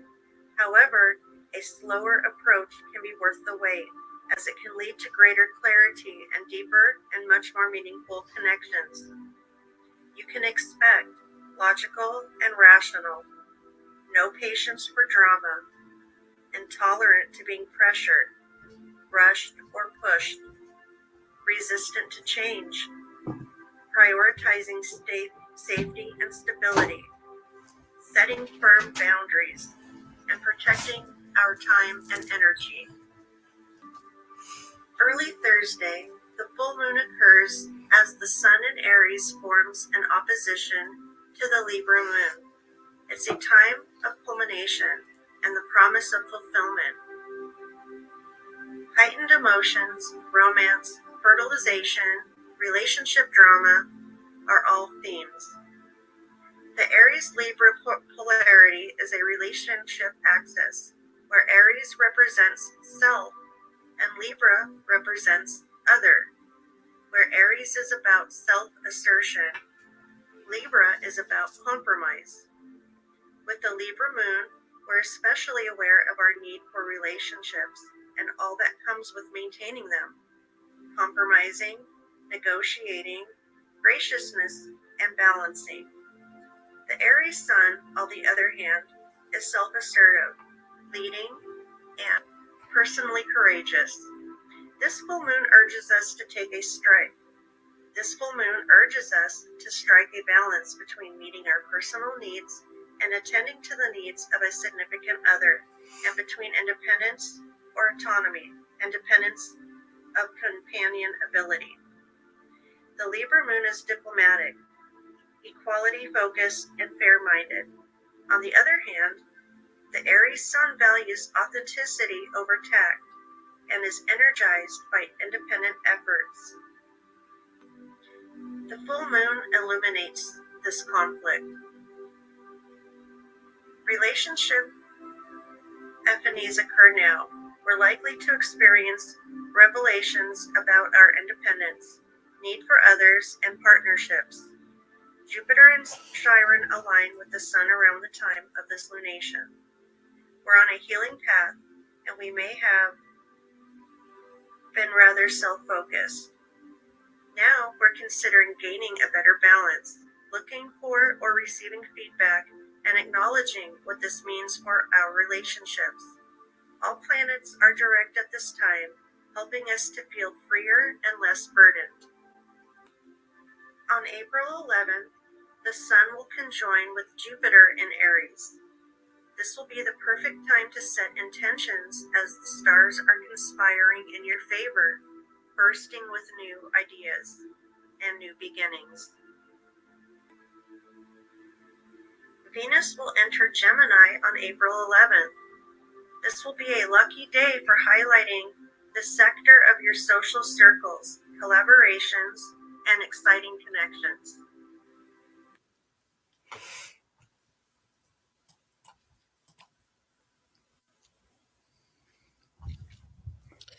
Every time I would pause it to change what I do, you could hear the music skip back.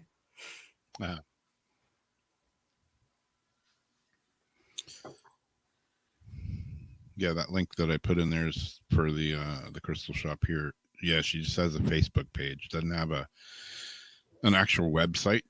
Keep telling her she needs to do that, or like at least have a Facebook page site or something. But she ain't done it yet, and probably not going to do it. But yeah, she might send something out if you're looking for something or whatever, or you see something posted. She posts all kinds of stuff. Speaking of labradorite, there is this that she just posted the other day.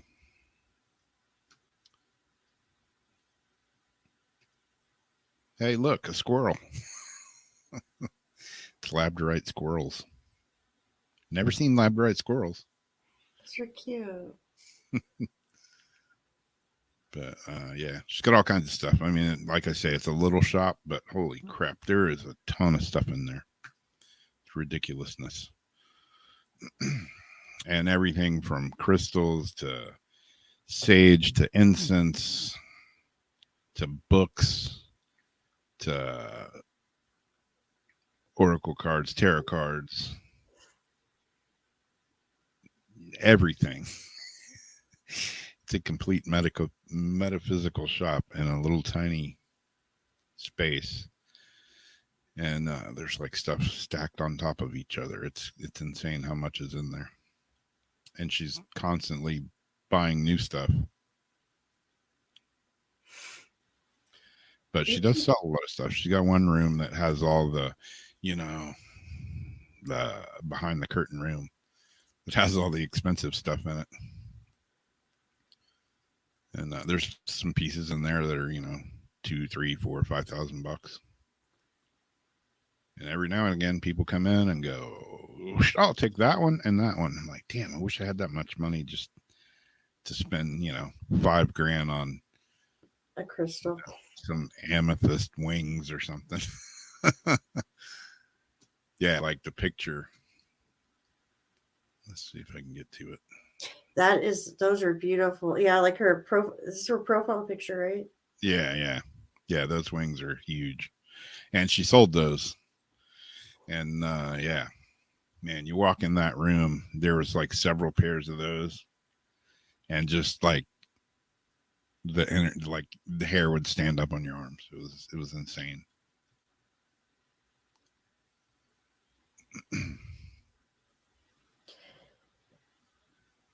You keep meaning to tell me some weird stuff that had been happening. I don't know if you wanted to tell me now. That's the wings. Or if I was you want to tell me talking later. Oh, yeah. Yeah. I was picturing them more of the long, skinny ones for some reason. The one in her picture. Those are really nice wings. Yeah, and they're like the picture does nothing to show the color of them actually too. Yeah, I'd love to have those. Mm-hmm. Nah, it's required to win the lottery. Yeah, they're not cheap.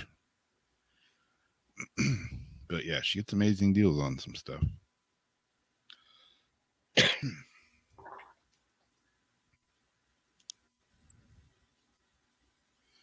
Yeah, there's been some weird stuff happening around here. Not so much not so much that I've seen, and yeah, Lori, they are definitely purple. Very, very purple. But like the night that I came home, that I told when I was saying I got sick the next day, Mm-hmm. that night I came home and I walked in the house and there's like a big thing of sage that had been burnt. And I'm like, ah, shit, what's going on? I'm asking Darcy. She's like, oh, I had to sage the whole house. Every room, every door, every nook and cranny. She's seen some crazy stuff, like 7 foot tall black shadow man, shadow thing. But it was the next day after she saged the whole house that we were both like a little. I'm like, was it food poisoning or was it paranormal poisoning? I don't know. It made me think. Wow. Yeah, you left that little part out. Yeah. Yeah. I didn't even really think about it. I'm like, this damn pizza killed us. Who knows? Maybe in the pizza. I don't know. But So it was right after she saged the whole house, and then by 4 o'clock that morning, 4:30 that morning, we were both like throwing up our feet,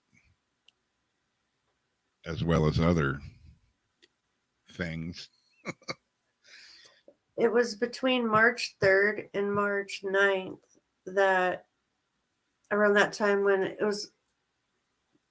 we're seeing all these shadows and where it was all crazy and stuff. And I was asking you about any weird shadows, and then you mentioned something about shadows.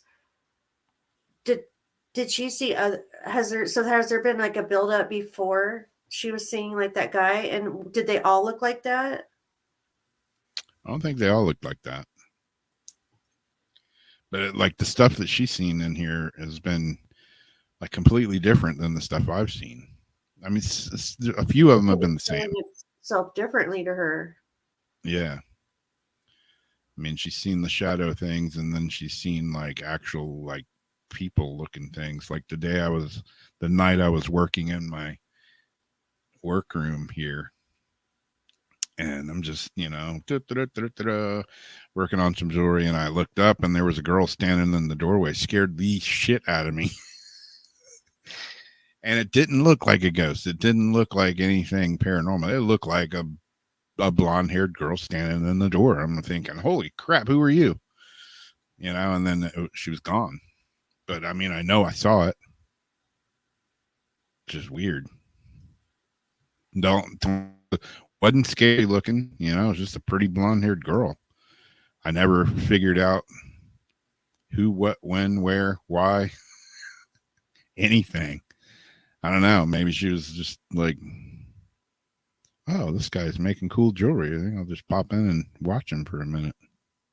I don't know. When you talked about when you were, I think, younger in that building, when you'd be like, okay, was that a kid, a blonde girl? Was there something to do with a kid or a blonde girl back then? That was an older lady. Okay. Like an old, it was. I'll have to show some pictures from for next week's show. Some of the pictures of me when I was a kid and stuff, and I used to be in the old general store museum.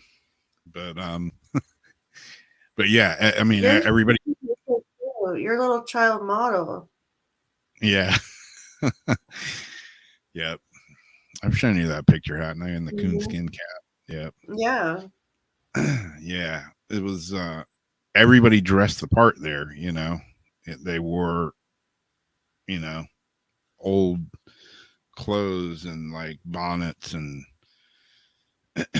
and yeah, I would be upstairs and I would always see this, old lady walk by upstairs there, and she'd just look over at me, never said a word, and I'd say, hey, and I'm like, why didn't she ever say anything? And then I asked my mom, I'm like, who's the old lady that always comes upstairs? And she's like, what? And nobody knew. They all thought I was crazy, except for the old blacksmith. He's like, hey, boy, come here. You just seen that old lady upstairs? I'm like, yeah. You're not crazy. I see her too. I've seen her here for years. And it was weird because she would always walk by and I'd always see her. And one day I got up to follow her and she walked right through the wall and I never saw her again. After that, I don't know. It was weird. But I know I saw her. There's no question about that. I remember it like it was yesterday. And God, that was like yesterday, 50 something years ago. I know what I'm thinking of. The intro, the picture that's on the intro of this, where you have that card, the little kid looking up. Oh, yeah. That is what I'm associating you with, that kid, and the fact that people always say, that there's like some sort of child attachment to you, or Yep. I think that's what I was just getting. Yeah. In there. Yeah. Several psychics have told me, that I have a child attachment, which kind of makes sense to me big time. Though I feel like in this case, because it's like something creepy showing itself to Darcy the way it is, it might just be because you have that attachment, or that you have an attachment like that, maybe. Because, these things, I believe, can read everything that we think and feel. Showing itself as a child, maybe, so that you do trust it and you think, oh, maybe it's that child attachment. Come here, little girl. And then it's like, whoa, like at the end of Wednesday. Yeah. Tim Burton Hyde monster. Ugh.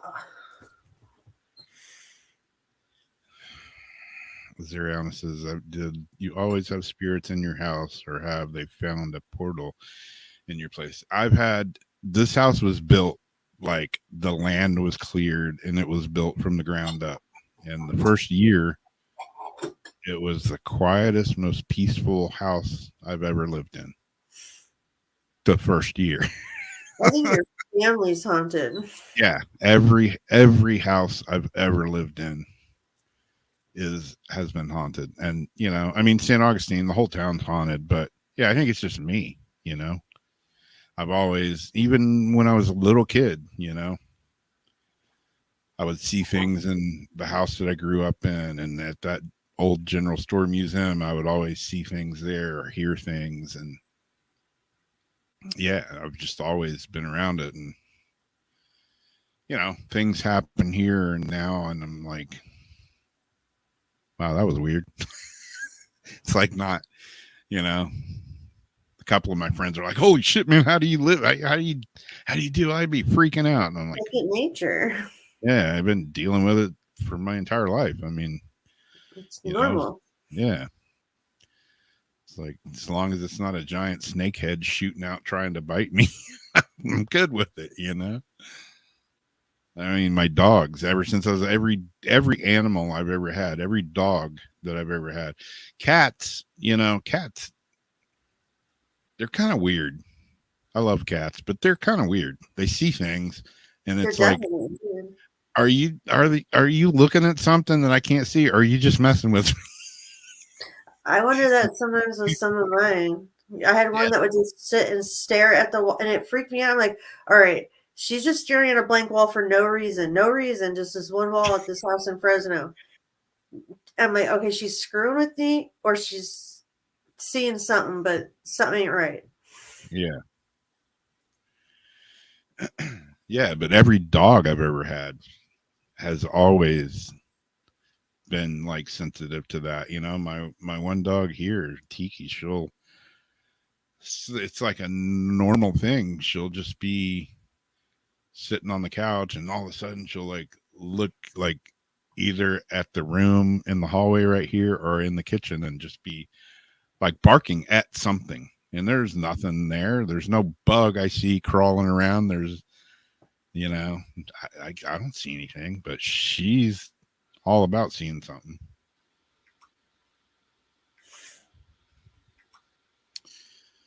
So I don't know. Yeah, and whatever's here likes to mess with stuff.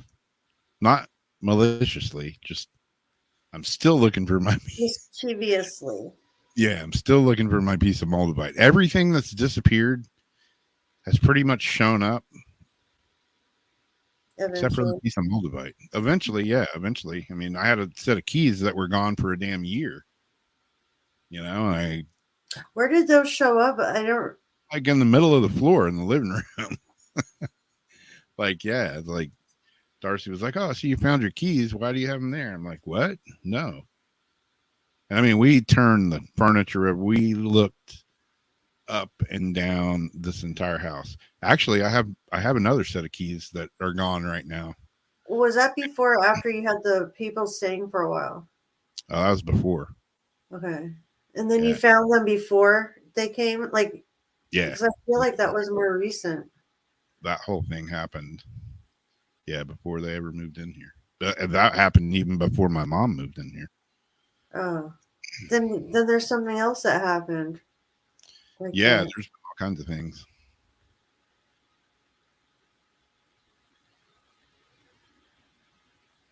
But yeah, I have another set of keys that I lost. I just may have lost them, I may have dropped them or something.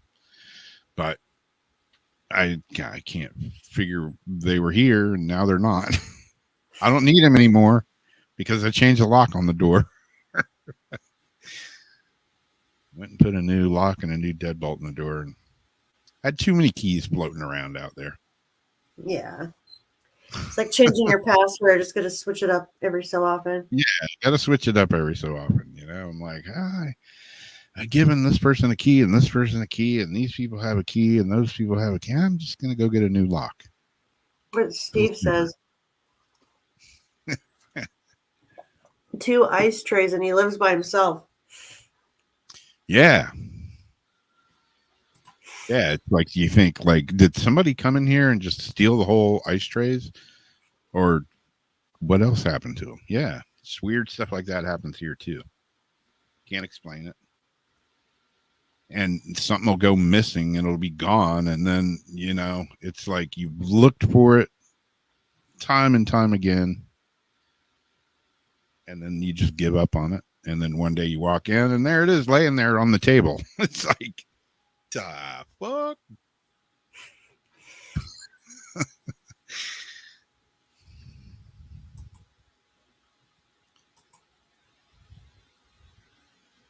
But yeah, cats would definitely freak you out.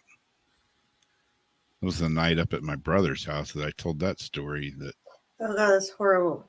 yeah, that cat was freaking out. And then, yeah, I don't know what was going. That's really the only time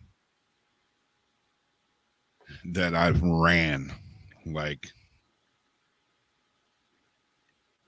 because I thought I was going to die. That's why I think your family's haunted too, because it's just like too weird of a connection. It's like beyond just St. Augustine being haunted, which it could help it, you know, because it's so saturated. Yeah. But there's definitely something between you guys all that Yeah.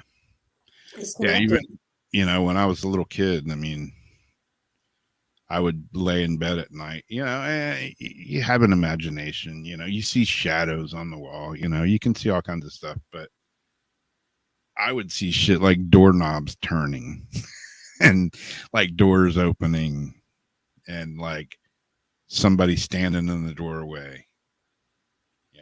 Just goes beyond just seeing a shadow on the wall of a tree branch and it freaking you out. I mean, I would actually see people and see like that crystal doorknob on the door turn, and the door click would open. You have stories that should have been like a haunting episode. Like that could make the perfect haunting episodes. Like a whole hour one, not a half hour. Yeah. Yeah, the story when Like if they were to recreate it, just from what you said, that'd be like a 2-hour special right there. yeah. The one with my mom and me Mm-hmm. holding each other in the middle of the living room floor when it sounded like something was beating on the house on all four sides of it. Like a giant Thor's Would be a hand. haunting episode. Yeah.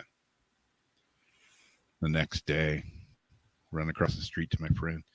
Dad, did you feel that earthquake last night? Because my mom told me it was an earthquake. She's like, what? We don't have earthquakes in Florida. What, are you crazy? You didn't feel that. Nobody else in the neighborhood felt it. Except for, luckily, me and my mom.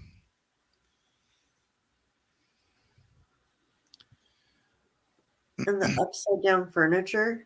Yeah. Yeah.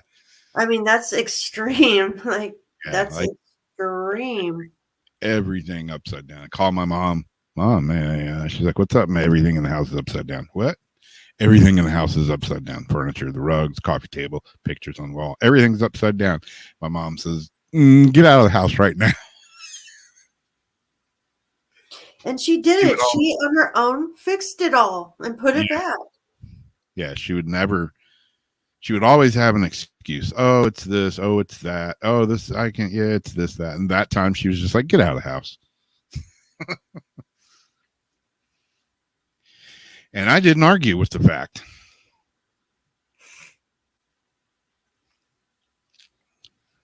I couldn't get out of the house fast enough. Hell, when I went back and was shooting those videos at the very end there before she sold that house, I'm 50 something years old and I'm still scared to go in the attic by myself.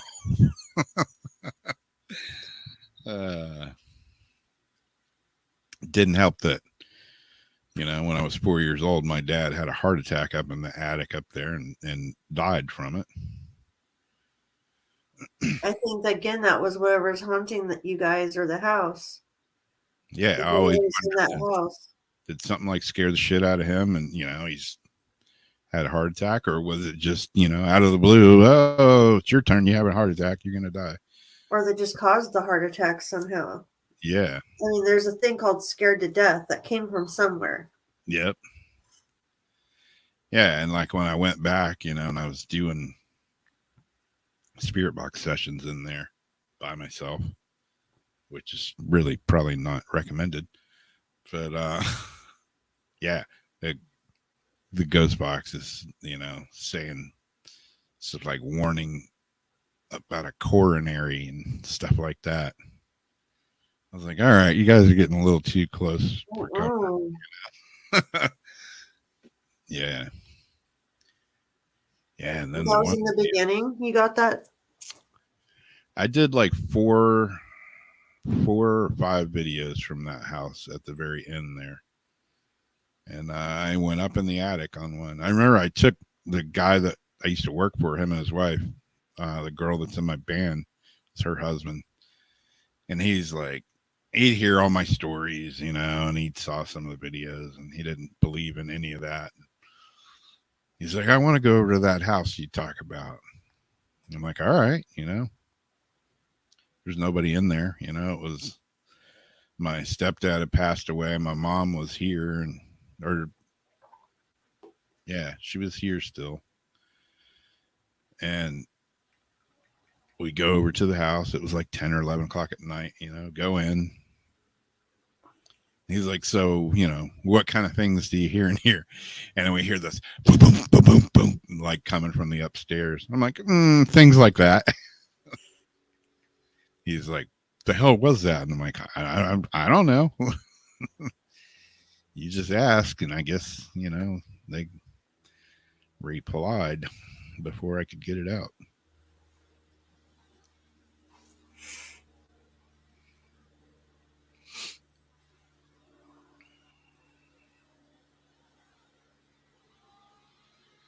How soon between the earthquake situation and then the furniture upside down? Oh, that was kind of the earthquake situation. I was probably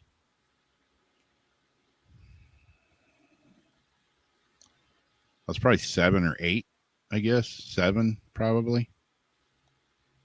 And then the furniture deal, I was probably 14, 13, something like that. So it was several years between the two. But yeah, like all kinds of other stuff. Remember going in the dining room. I got up one morning when we had one of those big attic fans, that was like 4 or 5 foot around, and it just turned kind of slow, but it would circulate air through the whole house.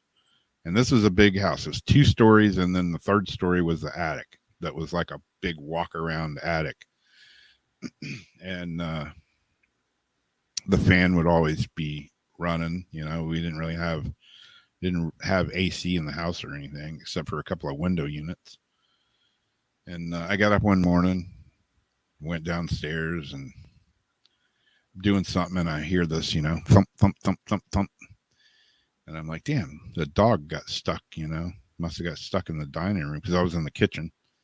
Dog must have got stuck in the dining room. So I go in the dining room, I'm looking around, and I hear this thump, thump, thump, like wagging her tail and hitting the chair. So I'm looking under the table at all the chairs, thinking she's just laying in a chair wagging her tail. No, there's no dog in the dining room.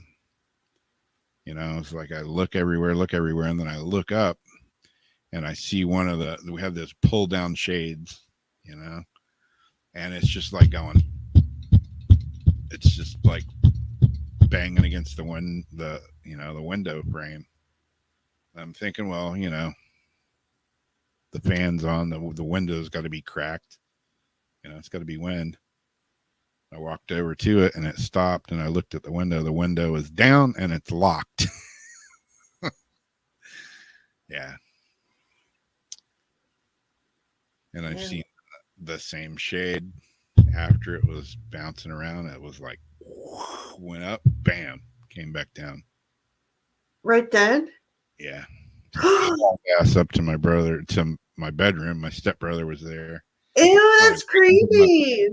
Waking him up, freaking out. He's like, it made you come look to freak you out on purpose. Yeah. Yeah, it was just, window was shut down tight. There was no air coming through it. No dog in there.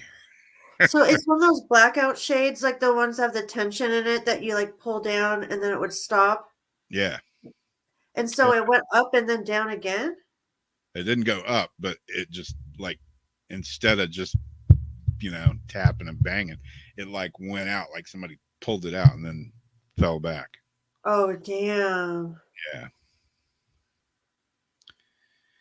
Yeah, when I realized there was no dog, there was no air coming through the window or nothing. Yeah, I would tend to evacuate the situation rather quickly. Went up and woke my stepbrother up, drug him down there. Yeah, all kinds of weird shit like that would just constantly, all the time, be happening. What would he say when you'd wake him up, though? Was he like, did he know something was up too, or is he just like, dude, just go? Even my, he was my stepbrother, and he lived there for several years. But even my real brother, who's 14 years older than me, he had friends that wouldn't even come in the house. Like when he was 18 years old and, 17, 16. He had friends that they're like, hell no. They wouldn't even come in the house. Damn. And like nothing bad, like, you know, nothing like evil or bad. I mean, beating on the house is pretty radical and stuff like that. But I mean, nothing bad, nothing. I never got the sense that it was like, you know, gonna kill me or hurt me or, you know, anything like that. It just messed with you? Yeah, I mean, it was a common thing. We called it George. That's what my stepdad named it. What? Oh, that's just George. Oh, that's George again. And it was really weird because I'm at the graveyard over here by my house years and years later, you know, doing a thing on the ghost box, and who is it? You know, are you following me? Who is this? George. And at first I heard it, and you know, I was just like, oh, it's George. What? It's George. What? Yeah.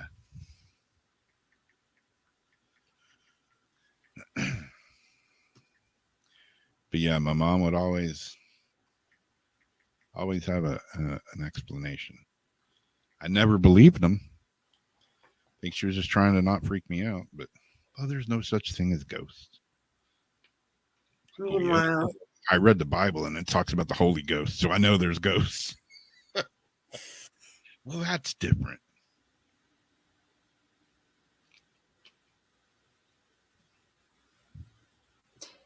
damn.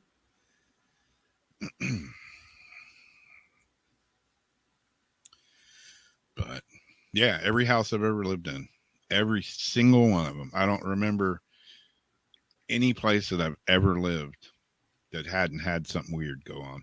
Like not just once or twice, but like the whole time I lived there.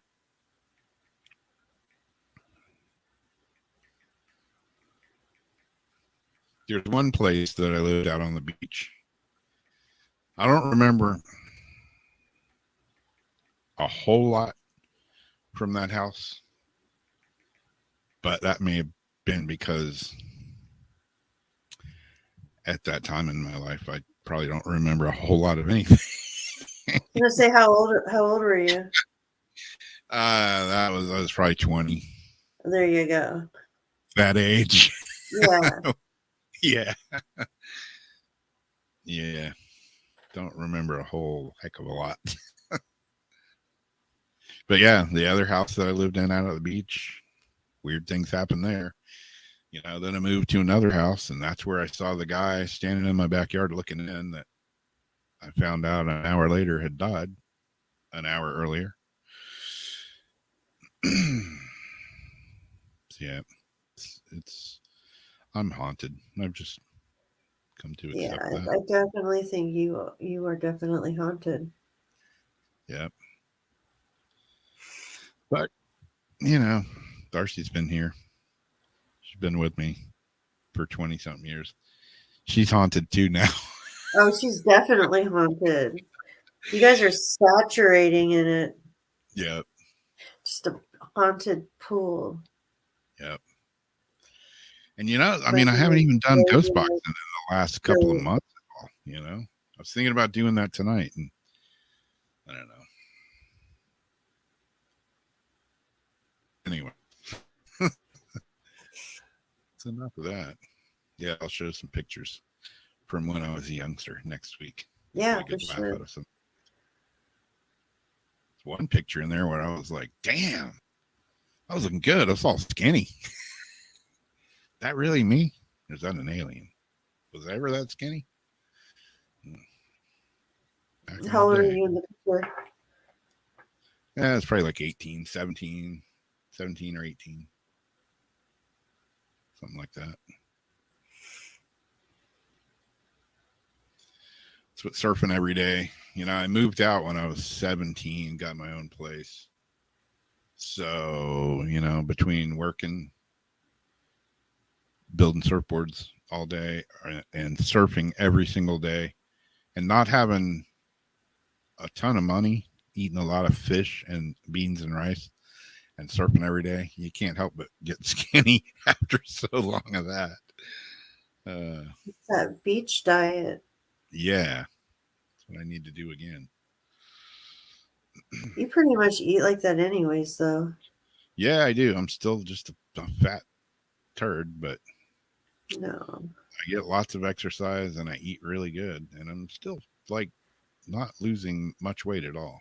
Sucks. I got to go back to the doctor and figure out. Now I got the high blood sugar and all that crap going. Yeah, be careful with that, Yeah. especially with the treatments they give you, because there's a whole lot of new stuff, Yeah. regarding all that that's different now. And so a lot of the ways they would treat things before aren't the same ways you want to treat it now, I guess. And then you have to make sure that that's even accurate. I mean, there's a lot going on with that right now. Yeah. Yeah, I've been trying to do the whole holistic thing and like not take a bunch of drugs because they don't fix anything. It's like putting a band-aid on, you know. I want to A lot of fix things can what's be not. done with diet. Yeah. I watched, I got like right now I'm having a hell of a like psoriasis flare up. It's gotten better since I've been putting this stuff on me that I made. But it's better, but it's also more. If that makes any sense. Debbie was just telling me about, her cleanse she's been doing, which Yeah. I'm interested in because of my liver stuff and something my sister, it's got a lot of benefits to it. One of the things she mentioned was eczema and psoriasis, like it helps your skin even. And I was Yeah. thinking about myself and like my eczema, but even if you change like something in your diet, it might help with this, stuff that you're using. Like one thing can maybe Yeah. do a lot of the work. And so it's like less work for the other thing to do. Yep. Yeah, I mean, I got this autoimmune disease. Psoriasis is pretty much an autoimmune disease.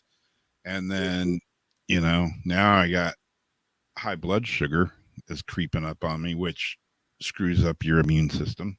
Mm-hmm. So my immune system's just like in a freak out state. So yeah, I was watching a video the other day, what to eat for a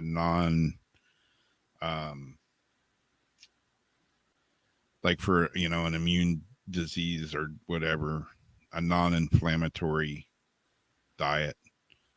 And it was like everything that they listed. I'm like, yeah, I like that. Yeah, I like that. Yeah, that's Oh pretty yeah, much. like what? Yeah. What's that? Like what do they list?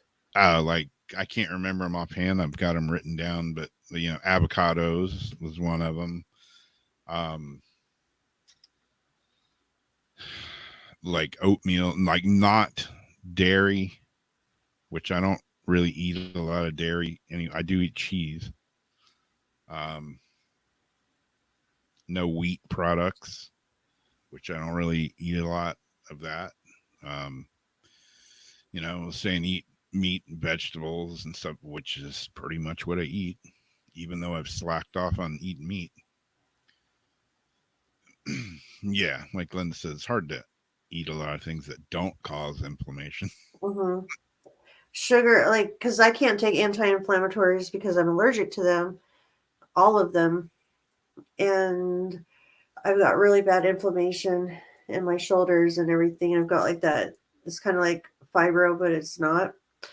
I can't remember what they call it. But I heard that sugar actually makes inflammation worse. Oh yeah. So I've been trying to like limit my sugar and stuff, thinking for a lot of different reasons, because there's also the studies where how they show like cancer under a microscope and the way it like goes after sugar, like cancer feeds off of sugar like hell. Yeah, big time. I've noticed that with unfortunately I've known a lot of people that have had cancer and yeah, they crave sweets and candy and stuff, And you see the way that the cell goes after it in the thing. It's like like aggressively goes after the sugar, like holy shit. And I think back to the 70s when they had the cookie diet.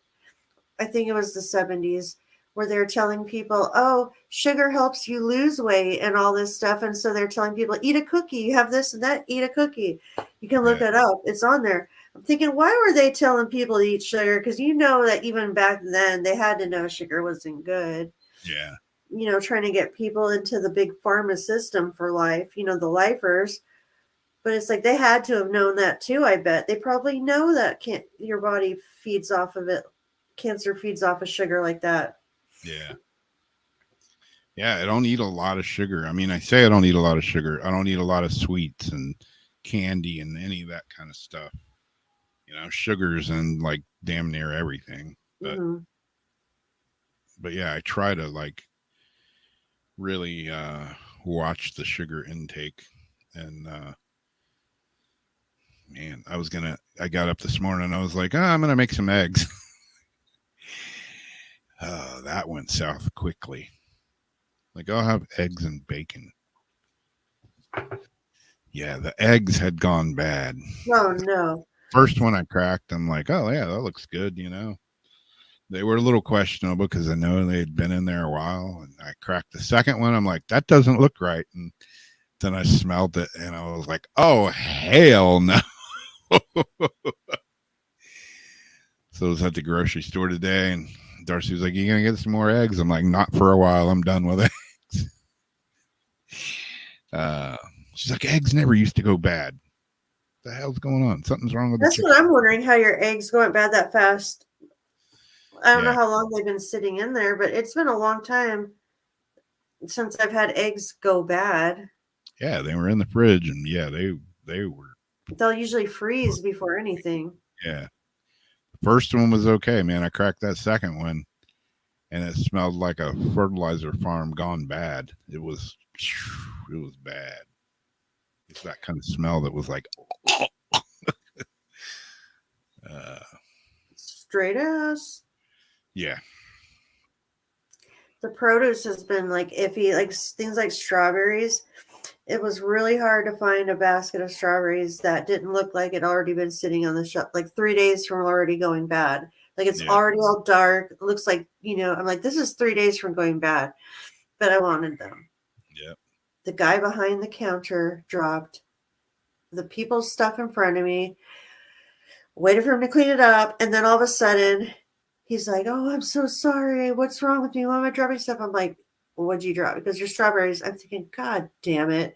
He's like, will you go grab another one? I'm like, yeah, the thing is, though, your stuff's all like halfway, like 3 days from going rotten. Like I had to sit there for 5 minutes going, feel like old, going through the strawberries for 5 minutes to find a basket that didn't look like it's about to rot. Yeah, I was in the grocery store the other day and I see the big bin of avocados and it was like avocados 59 cents. I'm like, holy shit. $1.50. That's cheap, 59 cents. And I get over there and they're all like squishy, like just Oh, they were selling them for 59 cents? yeah. And I'm like, is there anybody that eats like brown, soggy avocados that are like starting to cave in? I mean, it gets to a point where it's like, all right, dude, take them, feed them to like the turtles or something, or throw them in the garbage or something, Yeah. They're beyond hope. They were still trying to sell them. That's wrong.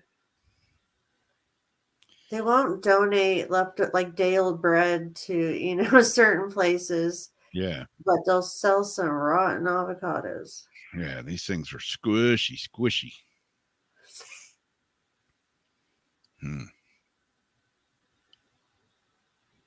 Yeah. Yeah. Things have changed. For sure. Well, cool. That's enough of it. It's after 2. So I'm going to go get ready to do something else. Thanks for hanging out with us. As always, we appreciate it. And we'll be, I think, let's see. I think I play Friday and Saturday this week, so I don't think I'm playing Sunday. So I should be on the first part of Paranormal Soup. Anyways, And I should be on the first part too. but other than that, hope everybody has a great week, and thanks for hanging out with us as always. We'll talk to you soon. Other than that, Good night. bye bye.